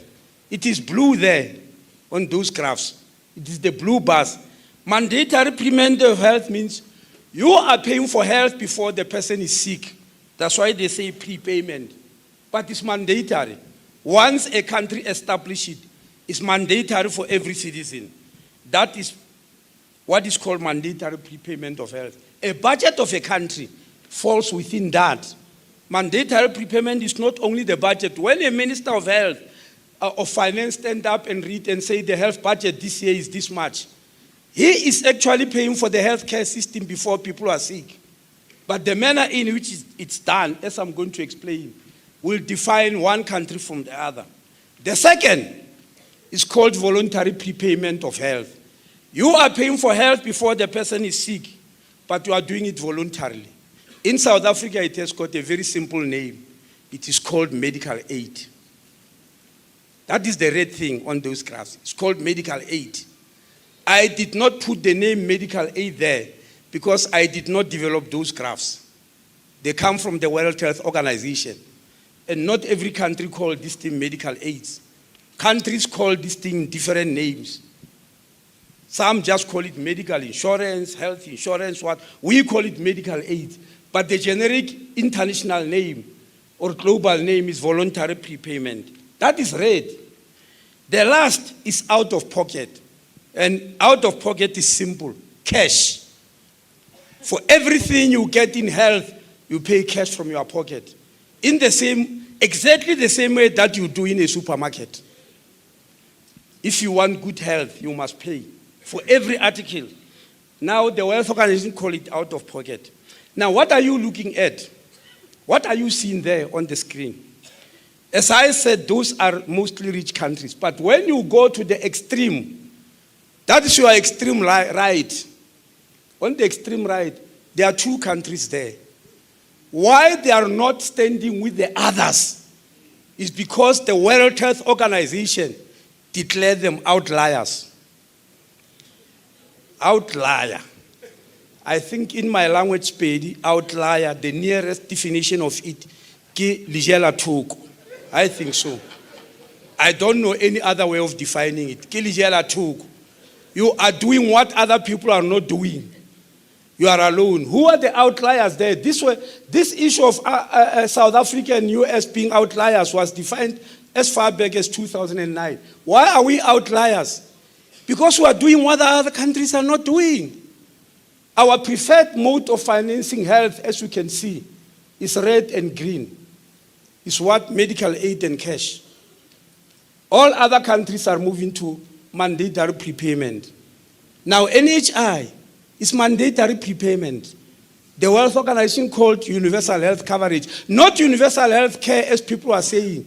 It's universal health coverage, means everybody must be covered with the money that is available for health within the borders of that country. So we and the US are friends on this. You can call them imperialist, Comrade GS, but you are doing exactly what they are doing. In fact, we are worse. We are worse. As you can see, 60% of our healthcare financing is medical aid or cash. You will notice, anyway, it's important for the communists to know. You can see Cuba is number one there. No, it is. You can see Cuba is there. Towards the end, between Costa Rica and Thailand, is Cuba. It's number one in this healthcare financing for obvious reasons. The other countries follow. But you can see a lot of Scandinavian countries. You can see even the United Kingdom there, the UK, because of what they did in 1948 when they established the National Health Service. It was a healthcare financing system that covered all the Britons. So that's the first thing I want you to notice. But look at this one.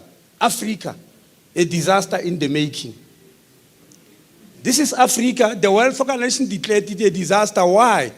Because the most important mode of healthcare financing in Africa is green. Meaning what? Cash. It's cash. And this is the continent where people don't have cash, but they are required to pay for their health in cash. The countries where people have got cash, like the Western countries, they are moving towards a different method of financing health. So this is Africa, but you notice something again on that slide. You notice the red, which is cropping up here, is what? South Africa. The second red is Namibia, because Namibians are using South African medical aids. We have actually infected them with our disease. So they are part of us, unfortunately. But comrades, that is worrying. This is not a joke, it's worrying. That in the continent where people generally don't have money, you are saying when you are sick, you must pay cash. I personally experienced this in 2002. I was in Kenya with the state visit with the president. I fell sick during the middle of the night. 2 o'clock, they took me to Nairobi Central Hospital, which is a private hospital. I saw it alive there and kicking. Firstly, they told me, we don't take South African medical aids, even though I've got one of the most expensive medical aids. Now there's a young girl next to my bed with a speed point. With a speed point. Yes, I'm telling you what happened to me in Kenya. I know it's happening in South Africa. But when I saw it in another country, it was very funny. And she said, Minister, the doctor said we must give you an injection. Can you swipe, please? Yes, I took my, debit card. Then I was given an injection. She came back 30 minutes later. Minister, the doctor ordered a drip. We want to put a drip on you. Can you swipe, please? Yes, I swiped for the second time. Third time, they bring another young girl. They said, this is a physiotherapist. Because the problem was the sole of my foot. They said they are going to measure it and put you a pad and all that. Can you swipe, please? I swiped for the third time to get that health care. Meaning, if I did not swipe, no health care. That is the disaster that is in our continent. It happens every day here without you seeing it. So the World Organization said we must come with universal health coverage. Those are the countries that started it. There's one myth I want to what you call. There's one myth I want to demystify. That you need to be rich to come up with universal health coverage. When the UK did it in 1948, how rich were they? It was 3 years after the Second World War. The UK was butchered and battered. They were sick. They were unemployed. And they were poor. And they realized in order to protect the population, we need this system where your treatment must not depend on the strength of your pocket. Many other countries followed later. Even Obama. The thing you call Obamacare, the official name is Affordable Health Care. Barack Obama was not mad. He was aware that the healthcare system in America is going to collapse because it's unreachable now. Many people can no longer afford healthcare in America. I don't know whether you saw what happened last week. A CEO of one of the biggest medical aid schemes was killed. Did you see how people celebrated? Yes, they did. That's very bad. You don't celebrate when somebody is dead. But because they no longer want this privatized insurance system, because they are no longer being treated, they just refuse to pay you, as I'm going to to treat you, as I'm going to show. I do not want to scare you, but I want you to write it down. If we don't change this system, we are going to arrive there at some stage where the population start celebrating death of other people. It's going to happen. I don't wish it, but it's going to happen. Now, what is the situation in our country in healthcare financing? According to the World Health Organization, they have declared that if a country must run a good healthcare system for its population, it must spend 5% of its GDP on health. I'm not talking about the budget, comrade. Please understand that. It's the GDP. If you spend just 5% of your GDP on health, then you are likely to have a good healthcare system for the population. And there's an unlikelihood that some people, members of the population, will suffer if you spend 5%. Now, where are we in South Africa? We have far exceeded that 5%. We are at 8.5% of the GDP. That's what we are spending on health. How much money is there? It's 570 billion. More than R1 trillion. That's what we are spending on healthcare. So what's wrong? Why are we not getting the results we're supposed to be getting? The people who oppose NHI will give you an answer immediately. Corruption, I'm not going to challenge that. It does happen. Mismanagement, I'm not going to challenge that. Incompetence, I'm not going to challenge that. Negligence, etc., all those, yes, are happening in the public healthcare system. But they are leaving behind the most important one that brought us here where we are. What is it? It is that out of that 570 billion, or 8.5% of the GDP, 570 billion, or 8.5% of the GDP, 51% of it goes to only 14% of the population. That's the gist of our problem. And the remaining 49% goes to 86% of the population. So if you want to see gross inequality in health, you come to South Africa. It is gross in health and in any other sphere. You won't find that in education, but in health it's like that. We are spending 51% of the total health expenditure, which is 8.5% of our GDP, on only 14% of the population.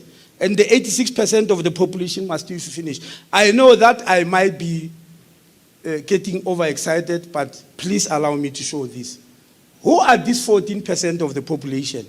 Many of you here fall within that. You might be communists, but you fall within that, unfortunately. And there's nothing I can do about this. It's teachers, because they are on medical aids. It's nurses. It's managers, including DGs, DDGs, chief directors. But, it's police. It's the army. It's the judiciary. It's all of us in the executive, starting with the president and all that. We are all part of that 14%. And many of you sitting here, you're part of that 14%. Where between you and your families, we're spending 51% of the total health spent on us and our families, and we are leaving the masses. Now they tell me all the time when there are attacks that this is private money. Why do you worry about medical aid money? In fact, there are people who came and said, look, I pay tax. Take my tax and go and help the poor. Why do you trouble me? Because this is private money. I want to show you it's not private. Every year, the state subsidizes private health care for 70 billion rand. Not million, 70. Why? Because all those people I'm showing there, it was just my way of showing people working for the state. All the people I'm showing there have got a medical aid subsidy. Any one of you who has got a medical aid and working for the state, you are being subsidized. And when we calculate that total money of the subsidy, it's 70 billion. The poor are not having any access to that money. But then there are tax rebates. What are tax rebates? At the end of the year, any person who's on a medical aid, whether you are working for the state or not, it doesn't matter who your employer is. If you have got a medical aid, SARS will give you tax rebates or credits at the end of the year. And those tax credits, they total 30 billion. So when you add 70 billion rand, leave the fiscus through Treasury and SARS to go and subsidize people who are well off. 2 months ago, the president confronted me. He said, Minister, I'm the highest paid public servant in the country. Why am I being subsidized? And I said, Mr. President, unfortunately, you are not the highest paid. Let's start there. You're not. There are people under you who earn more. Yeah. Yes, that's true. Some of these CEOs of medical aid companies, they earn up to 9 million rand per annum. And some of them work for the state. So I said, President, let's forget about you being the highest earner. That's what people think. It's not like that. But let's come to this issue of subsidy. That's where the issue is. Why are we being subsidized? Why are members of parliament, the army, police, getting so much subsidy which the masses can't get? This is the problem that we're faced with. Now, what are we doing with this money? Let's look at BRICS. I have excluded the new BRICS members. I've gone to the original BRICS members who were still 5. The middle row, the third row from the bottom, from the top, as you can see it, the highest spender is Brazil. It is spending 9.89% of its GDP on health. That's number 1, Brazil. Number 2 is South Africa. Our 8.5% put us at number 2. Number 3 is the Russian Federation. We've even overtaken them. Number 4 is China. We've even overtaken the second biggest economy in the world in terms of healthcare expenditure. India is number last. They've not even reached the recommendation of 5%. India has not even reached there. We have reached it more than 2 times. But what is the issue here? Let's go to health outcomes. What are the health outcomes on health? When we say outcomes, what do we mean? Let's start with life expectancy. As you can see, South Africa is red. Our life expectancy is lower than all those countries, despite the fact that we are number 2 in expenditure. You can go to infant mortality. You can go to maternal mortality. You can go to under 5 mortality. You can go to HIV and AIDS. You can go to prevalence of TB. We are red. The only time where we show with all these BRICS countries our being red, where we are all failing, is in that middle row, as you saw, is what? Is communicable diseases. Diabetes, high blood pressure, cancer. It hits all countries the same all over the world. They are all red. But when it comes to all these other diseases, South Africa is red. Brazil is not red on any of the things except on non-communicable diseases, because it's spending a lot of money, but they are seeing results for it. We don't see the results. We just pouring money in, but there are no results, as you can see with that. Now, I'm going to try and skip quite a number of things. What happened to us? Why? Where is all this money go to? What went wrong? If you look at that graph, it shows the private healthcare system in the country. It's only private, there's no public there. As you know, we've got 3 big private healthcare groups: Life Health, Mediclinic, and Netcare. But we also have independent. Independent were small hospitals or clinics. Some of these were just day clinics. They were very affordable. In 1996, they were very prevalent. 50% of the total beds in private healthcare were owned by them, as you can see. On the extreme there, 1996. They were having 50% of the beds.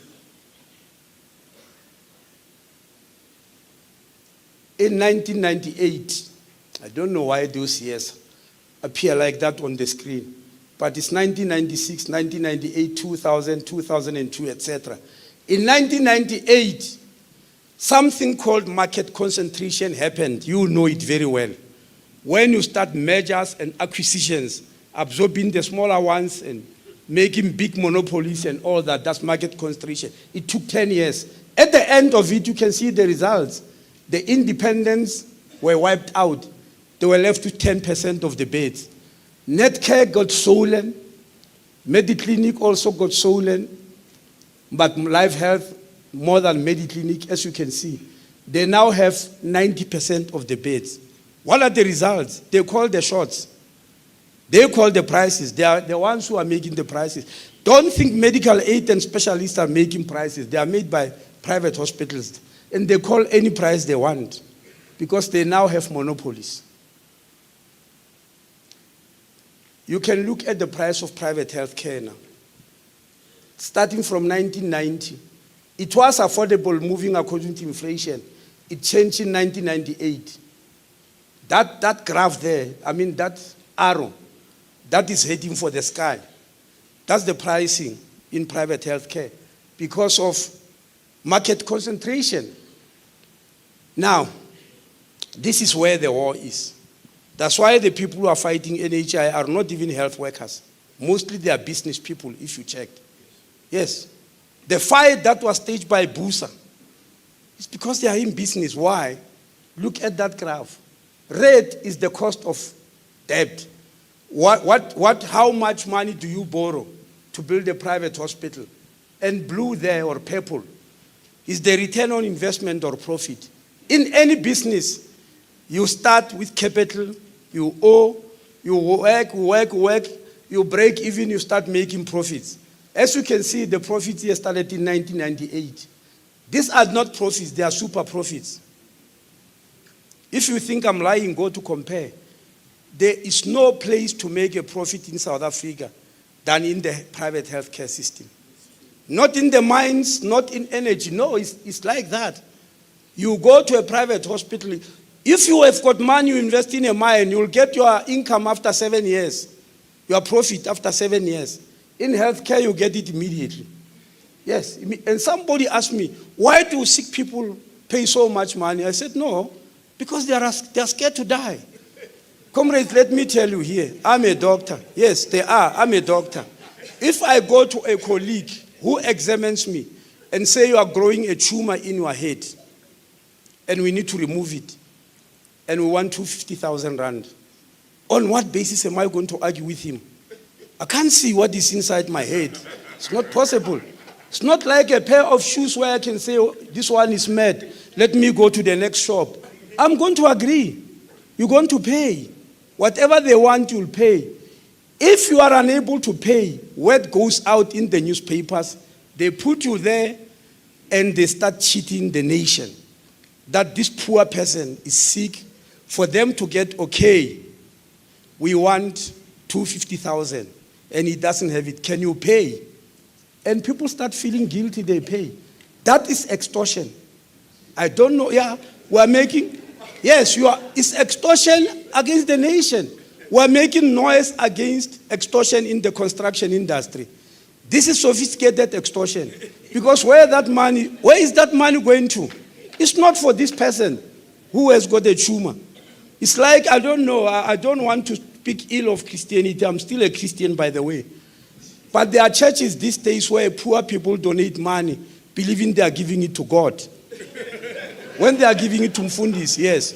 So you will believe you are giving this money to this sick person. You're not. They are extorting you. Because the public is not supposed to be paying for health care of individuals in the population. It's not. So, but the reason is that. Now, GPs, people who own surgeries in townships and rural villages, they hate NHI. But I've been meeting them in the last few weeks. They believe NHI is going to make them poor. I show them that they are already poor. This is 2010. No, they are poor, I'm not joking. This is 2010. The amount of money collected by all people who have got medical aids was 84.7 billion. Yes, as you can see, the biggest price went to private hospital. They got 30 billion out of that, followed by specialists, then pharmaceutical companies, then that's written as medicine there. GPs only got 6.7 billion. All of them. What's wrong with that? Look at the bottom. People who are called non-health, they got 6 billion. People who are called non-health, they never touch a patient. They push paper. They are brokers. They are everything that is to do with the administration of health, except that they don't touch a patient. But they earn more money than doctors in our township and villages. That was 2010. Fast forward now, 2022, not now, 2022, 2 years back. You can see the GPs just moved from 6.2 to 11. The non-health at the bottom is right, 18.9 billion. So 18.9 billion in health care goes to people who have got nothing to do with health. They earn more than doctors. Now, what is worrying? The GPs were earning 6.2 billion in 2010, and it was 7.31% of the health expenditure. Now it has gone to 5.25. What does it mean? GPs are doing primary health care. It means our primary health care is reversing. And what does it mean? For communists to understand it, it means we are actually moving in the opposite direction from where Cuba is going. Because Cuba is using primary health care. We are using a creative health care. In other words, the simplest way to explain it, we are moving away from a system like what is in Cuba, faster to the system that is in America. That's what that 5.25% shows. And that's why I'm saying we are in trouble. Now, I want you to absorb that. Those graphs there, the blue is black people. The gray is white people. I have got to define people by color, unfortunately. In 1960, the first set of graphs shows private sector. It's showing the number of black people who were using the private sector. As you can see, it is that small thing, that small bar there, which is just above zero. It's not even 5%. And the huge one, more than 80%, is white people who are in private health care. In public health care, it reverses. It reverses. In public health care, more than 90% are African. And the whites are only that small percentage, about 20. That was 1960. Fast forward 2015. nothing has changed. The system is still racialized, yes. And what does it mean in real today's terms? 10% of the African population have got medical aid now, but 72% of the white population have got medical aid. That's the system we're having now. I want to repeat this. Only 10%, this system they say we want to destroy, helps only 10% of the African people. But in the white population is 72%. Why do you expect them not to defend it? Why do you? Why is it that it's mostly white people who defend this system and fight and all that? Even in the GNU, of course, you saw how we were attacked, yes. No, but you are taking something from them. You're taking something from them, that's a fact. And if you take something from somebody who's going to fight, because freedom is not free. But the bottom line now, the surprising thing is this. The first person who showed that system is Dr. Henry Clarkman in 1944, who was asked to do a commission because there were poor whites. How do you say poor whites? He came with this type of situation and said, no, the system is not only financially discriminatory, it's also a racial system. Because blacks are on this side, whites are on that side. That was back in 1944. And what was the recommendation of the Clarkman Commission? I've got the report, you can come and fetch it. It was NHI.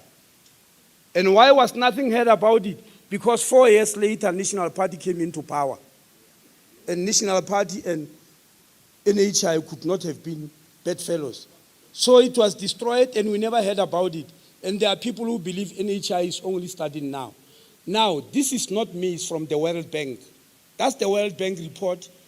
They are comparing the amount of money spent in 64 countries around the world as a percentage of GDP, the one I showed you later. As you can see, the broken line at the bottom is the average for European countries. I told you they are at 9.8%.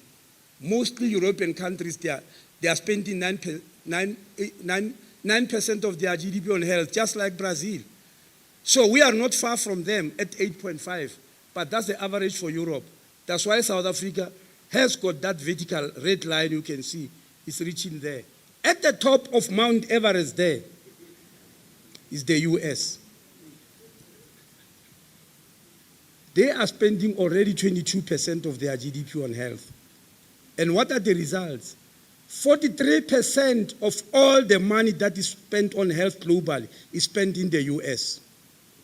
All the other countries, all of them, the whole of Europe, the whole of Asia, the whole of South America, the whole of Africa, you add them together, they spend the remaining 57%. 43% is spent by the US alone. And that's what Obama was trying to stop because it is moving very fast.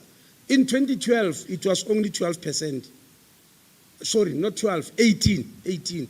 And the fact that it has moved so fast within a short space of time is a red flag for the US. But unfortunately, that's the system we are following.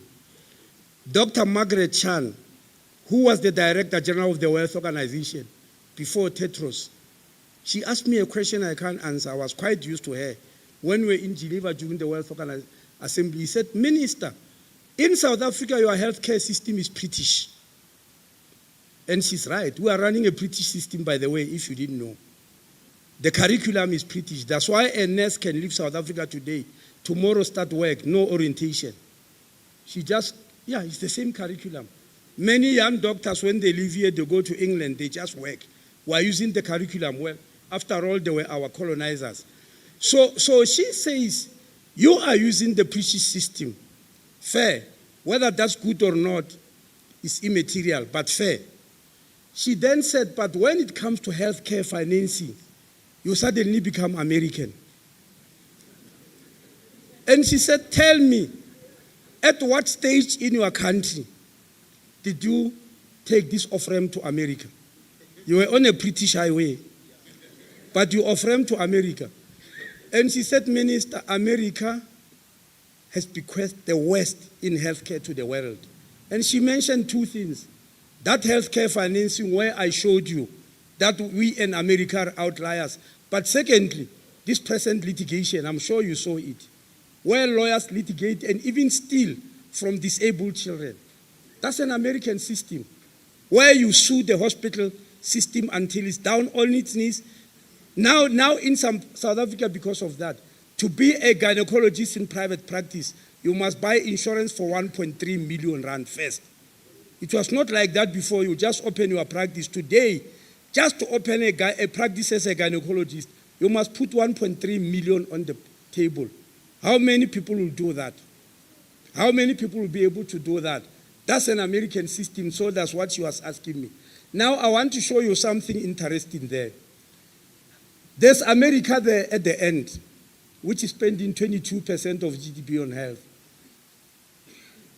Then there's another country. The fifth country after America is Lesotho, our neighbor here. It is number 5 in healthcare expenditure. In the mold of what Americans are doing, what will have happened in Lesotho? For Lesotho to suddenly wake up being the biggest spender in health. And you know very well that we are treating their patients. What happened is that Netcare went to Lesotho. Yes, they went to Lesotho. The biggest hospital in Lesotho, in Maseru, was Queen Elizabeth Hospital. That was their central hospital. We have got 10. We have got King Edward VIII. We have got Steve Biko. We have got Groteskir, Tigerberg. We have got Chris Hani, Baragwanath, and all that. There are 10. But in Lesotho, it was only 1. And in the center of Maseru, Netcare then goes and said, look, this hospital is dilapidated. There's no equipment, man. How do you call yourself a sovereign state? We will build you a brand new modern hospital and equip it. And of course, Lesotho agreed. Netcare went to Lesotho. They built that hospital. Of course, it's state of the art. And they equipped it. And they even duped them and said, why do you name your hospital Queen Elizabeth? That's a colonial name. Don't you have your own queens, man? And of course, Lesotho agreed. They named it Queen Mamohatlo. Why am I telling you this story? At some stage, Lesotho was spending more than half of their whole healthcare budget on Queen Mamohatlo. At the moment, Lesotho cannot afford Queen Mamohatlo. The irony, they were affording Queen Elizabeth.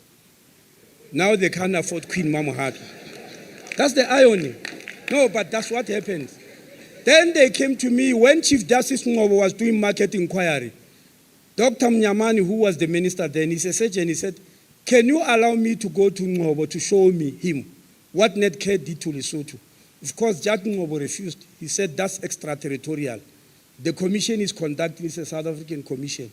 Lesotho went to the World Organization, even to the World Bank, and said, please relieve us from the clutches of Netcare. Of course, they were not successful. So they terminated that contract unilaterally. In January, it's going to court. I'm eagerly waiting to see what will happen in court. Whether the court will allow a small mountain kingdom to be destroyed by that. Now, I'm going to leave this. It just shows the prices. If you look at this report, it shows prices in healthcare, in investigation. That's what is called an angiogram. You can see number 1 is United States, South Africa is there. But on most of them, this is CT scan abdomen.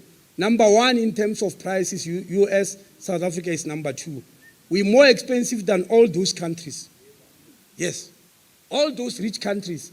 This is CT scan, pelvis, same thing. This is magnetic resonance imaging. A very powerful instrument that can see a tumor in your brain the size of a head of a pin. It can pick it up. So it's very essential. But who is selling more? United States, South Africa. I can go on. Well, there are places where South Africa is a little bit better, like on this one, and on hospital daycare and all that. But mostly, we are next to the US, and that's what Margaret Chan was asking me about. How did you leave the British trade? Now, I want to show you this graph, because we had NHI in South Africa, but we never called it that. Is there any indication that if you treat people, regardless of their socio-economic conditions, then you get results? That graph there is a graph of maternal mortality. The number of women per 100,000 who die in pregnancy and childbirth.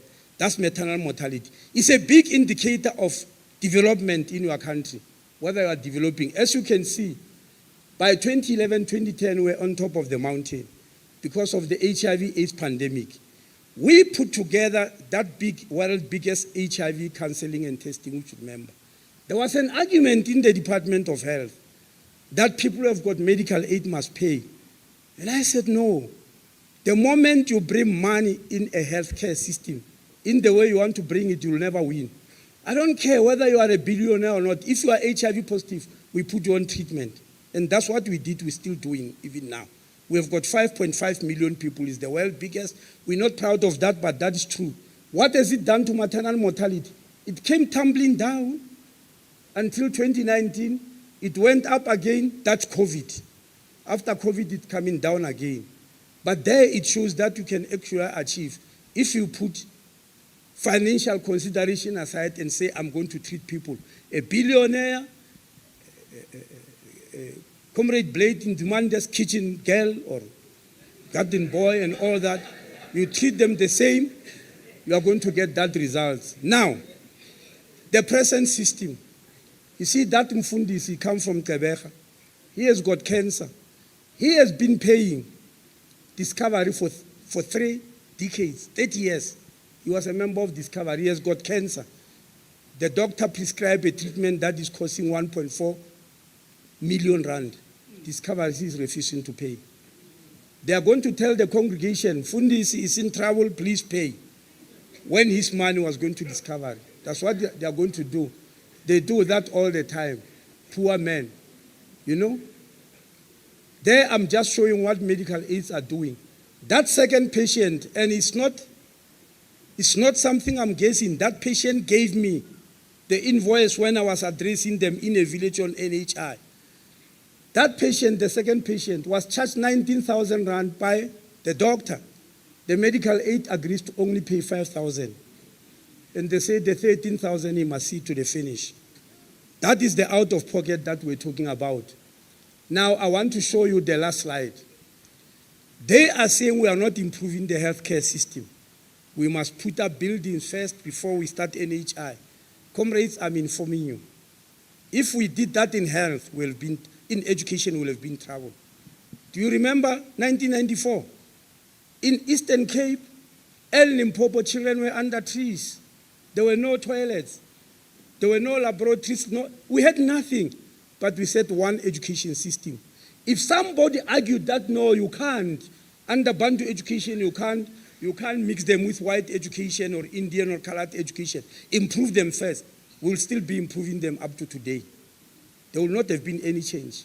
Because you know some schools still don't have latrines and all that.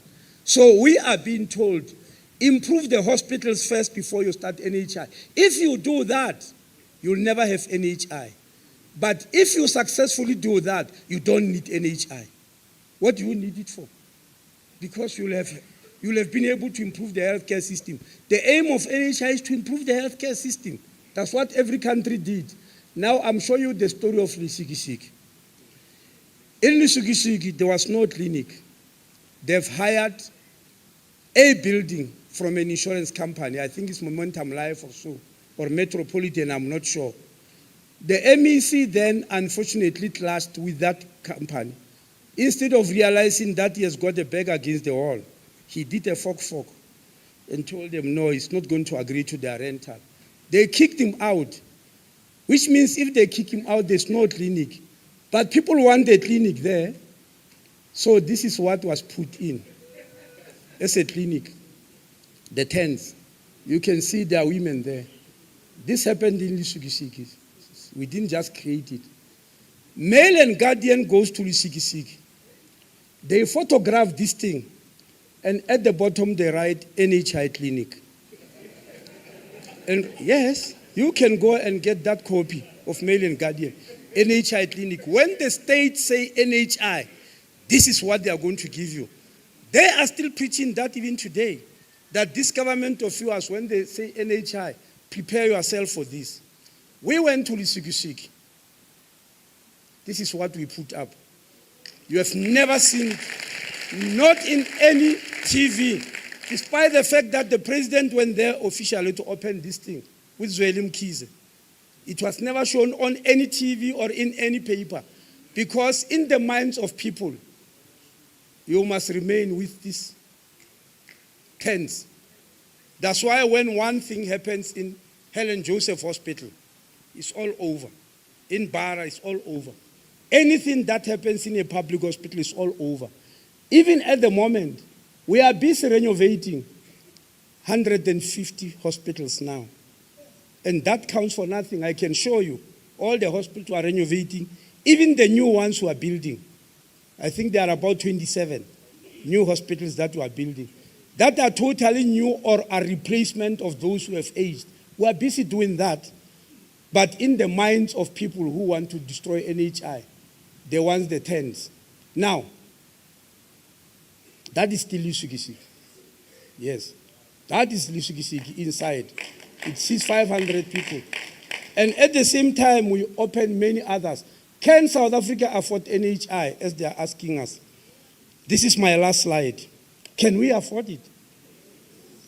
I've already showed you that we are spending 570 billion. That's half a trillion. There are not many countries that are spending that. If we can just correct the skewed way in which we are spending it. Now they say we must cost NHI. Private health care started in 1967. Nobody costed it. Why should we cost NHI? And is it possible to cost it? How can you cost a lifelong process? In 1994, if they said you must cost democracy, where were you going to start? If they ask you and say you are refusing, yes. Now, they say we must cost it. Comrades, this is what we are going to do. We are going to cost the part we are going to implement. Where are we starting with NHI? Number one, the state has taken a decision that we must start grade R. All 5-year-olds must go to school. Let me tell you, because we have done it in the pilots, which they say have failed.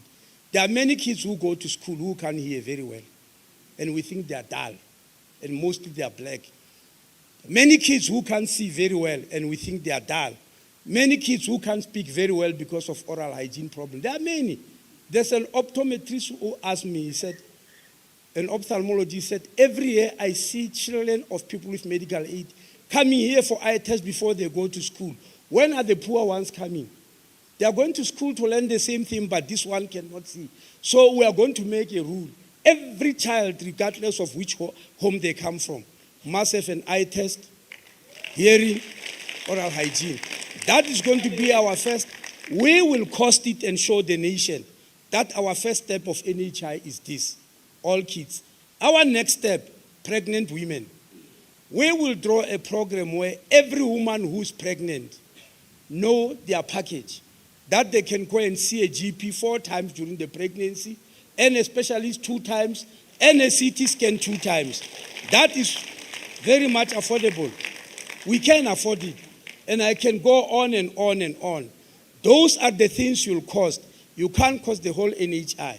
The story that is going around from Momentum Live, that NHI will cost 1.3 trillion, if you remember that. It's all over. And I said, that's mathematical hooliganism. They thought I'm mad. I am still saying so, because Momentum Live came to meet me and said, I've insulted them. I said, no, but why did you do this? He said, no, it's not us, it's the media. What we're doing different projections. And our projection was, if all South Africans use private health care, it will cost 1.3 trillion. You know that not all South Africans use private health care. If we do that, what do I do with all these big hospitals?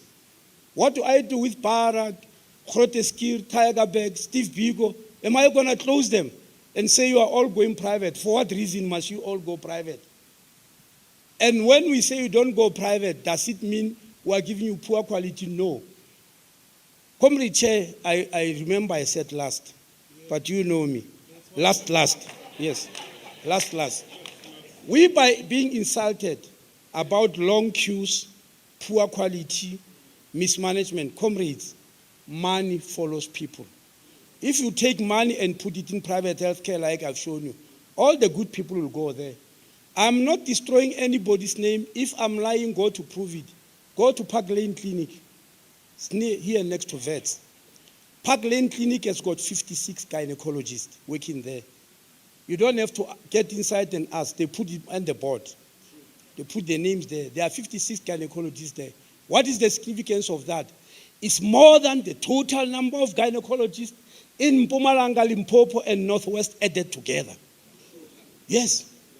We don't have 56 gynecologists in Mpumalanga plus Limpopo plus Northwest. We don't have. They are in one private clinic. And the rest, but how many pregnant women are we treating in the public health care sector? 1,060,000. Because there are 1.2 million people that fall pregnant every year. The private sector, with all that money, 51% of the total healthcare expenditure, they are seeing only 140,000 women. The rest, 1,060,000. They come to the public sector to come and queue there and find no gynecologist. Make your own decision whether we must leave that situation like that. Thank you very much.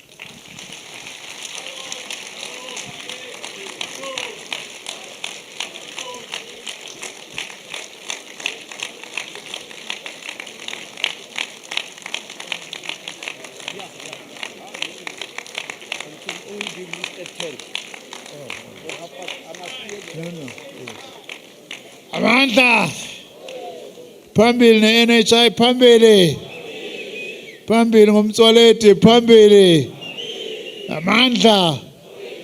Comrades, we can only take 4 comments or questions because time is against us now. Seriously. Thanks for that wonderful presentation. I'm listening to it for the 4th time, but I don't get bored each time I listen to it. That white paper there, you number 1. This column here, I've already got one there. Here, if there's no one, I'm taking you there, number 2, right? Front line. Kaiser Chief Strikers. Kaiser Chief Strikers. No one here. Okay. Yes. You are number 3. That side? Oh yeah. Eastern Cape, we are number 4. Those are the only, and please be brief. Because if you are not brief, Comrade Mtswaleti also becomes longer. As he says, you know, I know him. So number 1. I'll take all the questions at the same time. Number 1.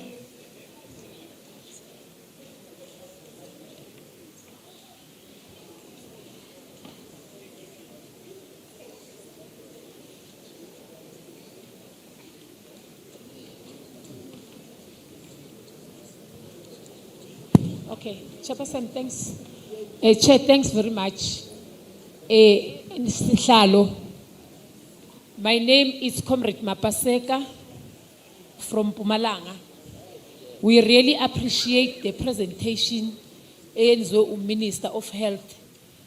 But, Mr. Mtswaleti, I just want to ask a question because I have a concern as a South African.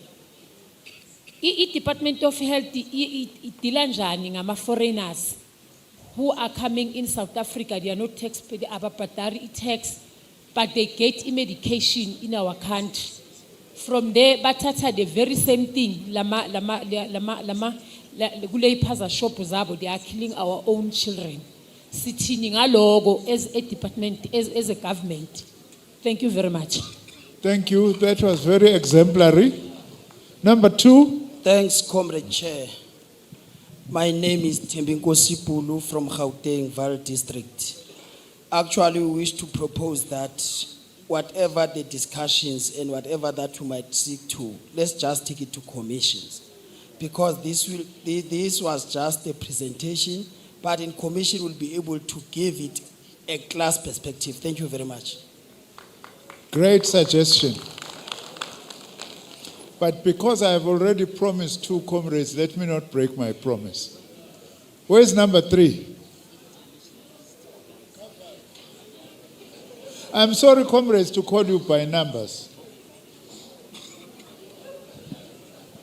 Chairperson, ndizawuthetha i-home language yami isiXhosa. Thetha bhuti. Ndiyabulela kuMinister ngale ngxelazanayo. And ke inhle le ivela yaselesekiseka into. Kodwa singase ingapheli kule sibona pha. Indawo endihlala kuyo ndihlala kwindawo yase-Western Cape, kwidolophu encipha iGrapo. Apho kusweleka oomama everyday bebeleka because oodoktar babini. And kudala loo nto kuba ngaprotestwa kusithiwani akukho ncedo, oodoktar bayi-2. Saba ne-protest ipati yayivula 24 hours, but oodoktar bakongezwa basebabini nangoku. Every day kusweleka abantu abangomama bebeleka phaya. Ndicela uMinister angenele nje kulaa nto yaseGrapo kulaa day hospital. Enkosi. Thank you. Enkosi Qabane. Number 4. Mandibulele sihlalo.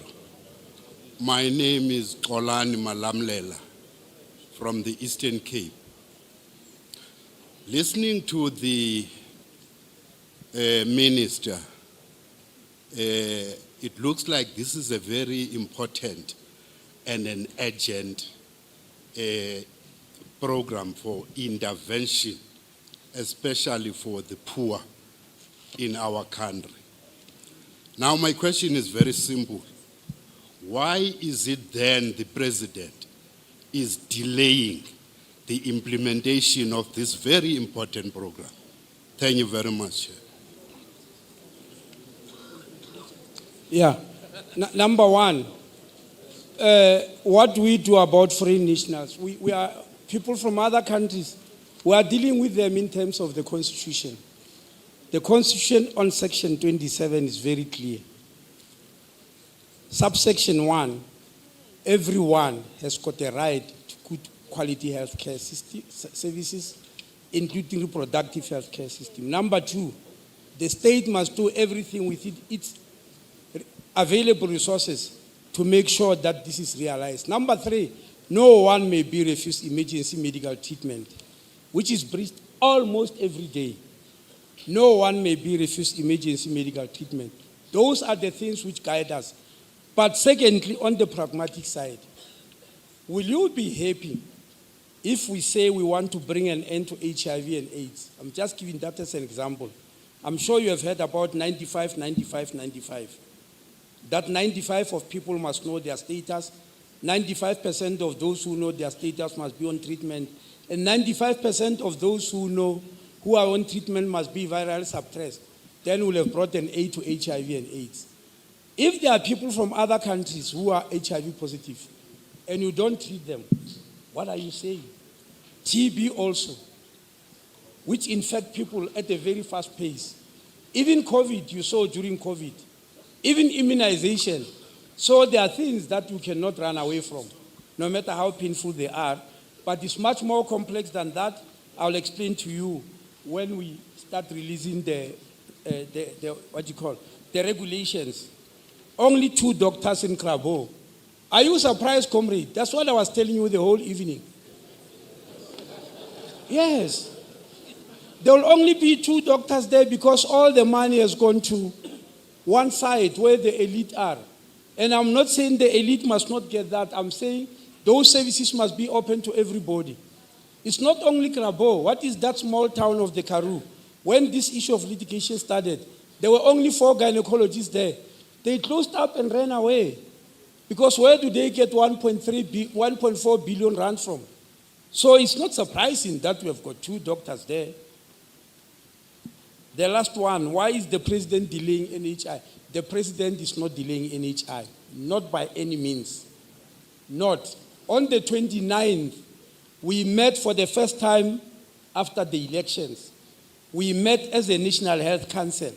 The National Health Council is a statutory body In other departments, it's called MINMEC. We don't have a MINMEC in health because MINMECs are just coordinating bodies. We have got a statutory body in terms of Section 61 of the National Health Act of 2003. And what is this statutory body? It's a body chaired by the minister with all the 9 MECs, with the Surgeon General of South African Military Health Services and 2 representatives from SALCA, because they are running clinics. When that body meets, it's called National Health Council, and it's statutory. The National Health Council went to all the regulations on NHI. They are ready. We wanted to release them, but the problem is that they were only done in 1 language. We are still translating them in all the languages. Early in January, we'll release the regulations on NHI, because we only have an act. In the same NHC, there was that Ngobo Commission, which you know, Health Market Inquiry. We have also finished analyzing the recommendations. We are about to release them. And what is it going to do to the nation? One of the things Judge Ngobo proposed is that we need a pricing commission. That's also in the NHI Act. You can't allow the private sector just to run with prices. Yes. We need to regulate those prices, and we are going to get the body to regulate them, whether through the market inquiry or through NHI, because it's also in that act. So we're not stopping. We will only stop if Parliament reverses that act or if a court of law stops it. And at the moment, there are 3 cases. One by Solidarity, the other by Board of Health Care Funders, the last one by specialists. And the judges informed us that we need to respond to the affidavits on the 27th of October. We did so. We sent the affidavits in, and the case is going to sit in March next year. So nothing is stopping. During that moment, that period, we will be going on and preparing the implementation of NHI. So the president hasn't stopped anything. That I can assure you. Thank you very much.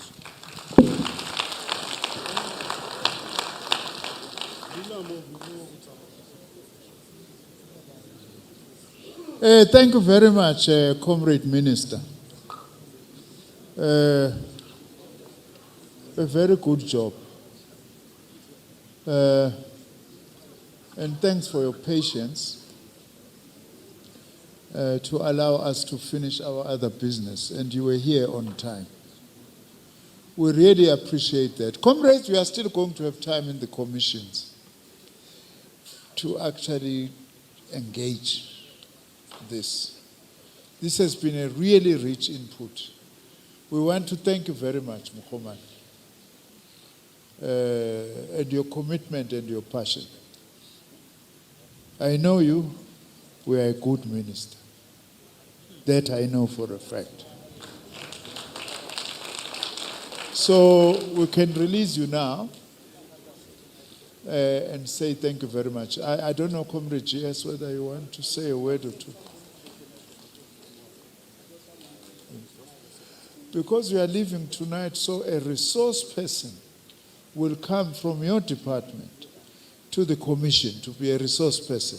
So that man send embuzo, we are able to ask. Relebo will and that. Mkhoman. A big round of applause, comrades, surely. Surely. Right. Now, the time now, comrades, it's 21:16. All right, which means it's 16 minutes past 9 p.m. I don't use this AM and PM anymore.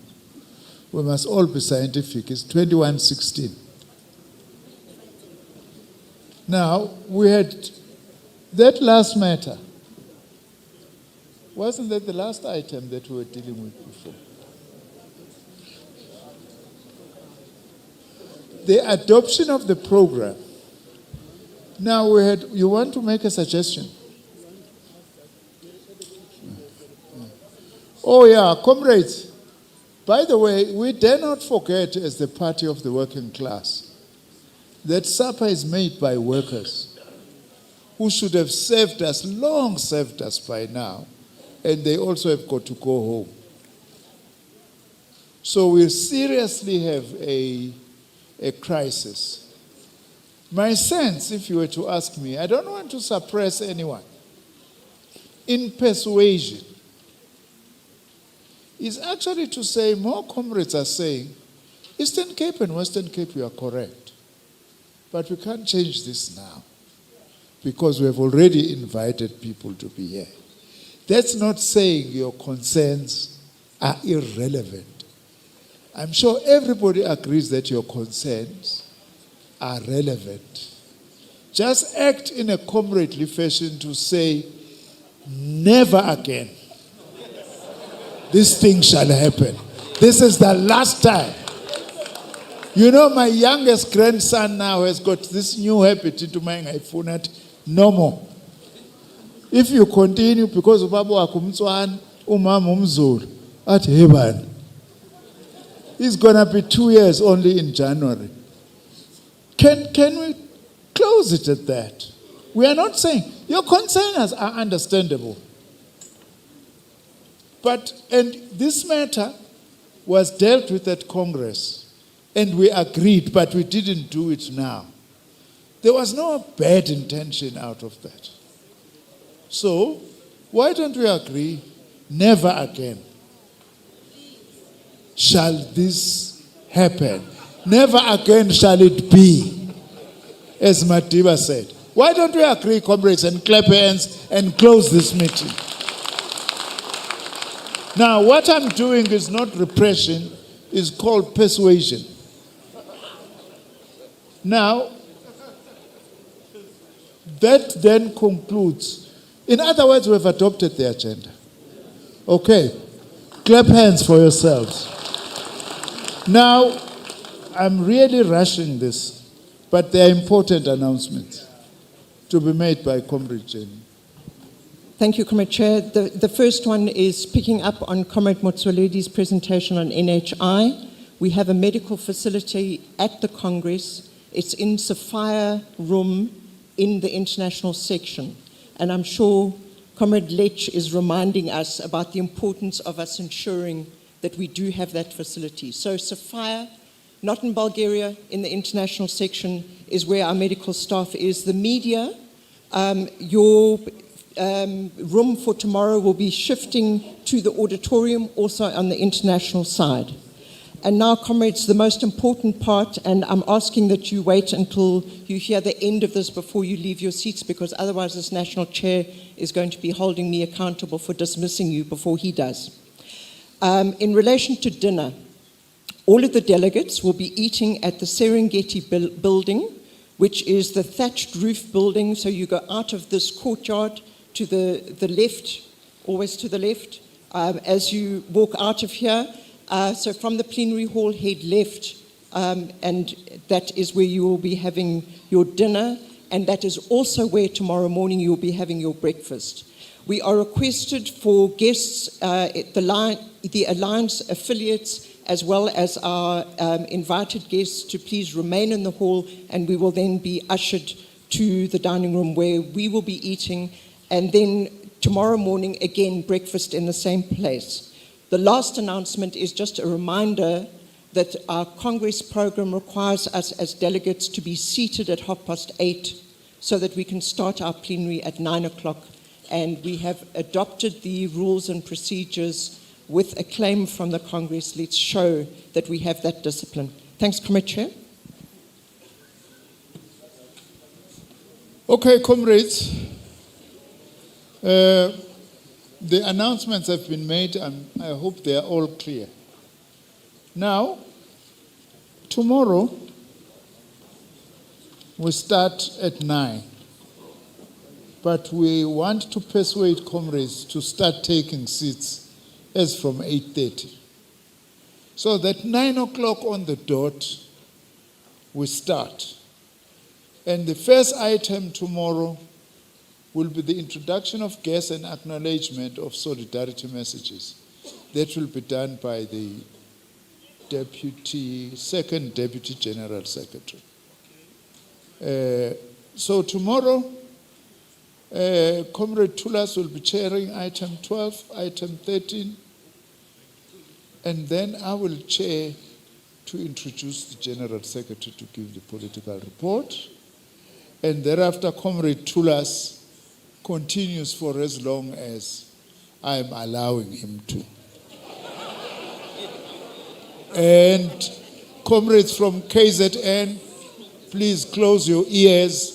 If it doesn't do things right, I will take the microphone from his hand. But the comrades from KZN must close their ears on the matter of snapping of microphones. Comrades, you have been very well behaved. Please continue along these lines from 8:30, and we start at 9 o'clock exactly. Amandla. Phambili ngesapha phambili. Thank you, comrades.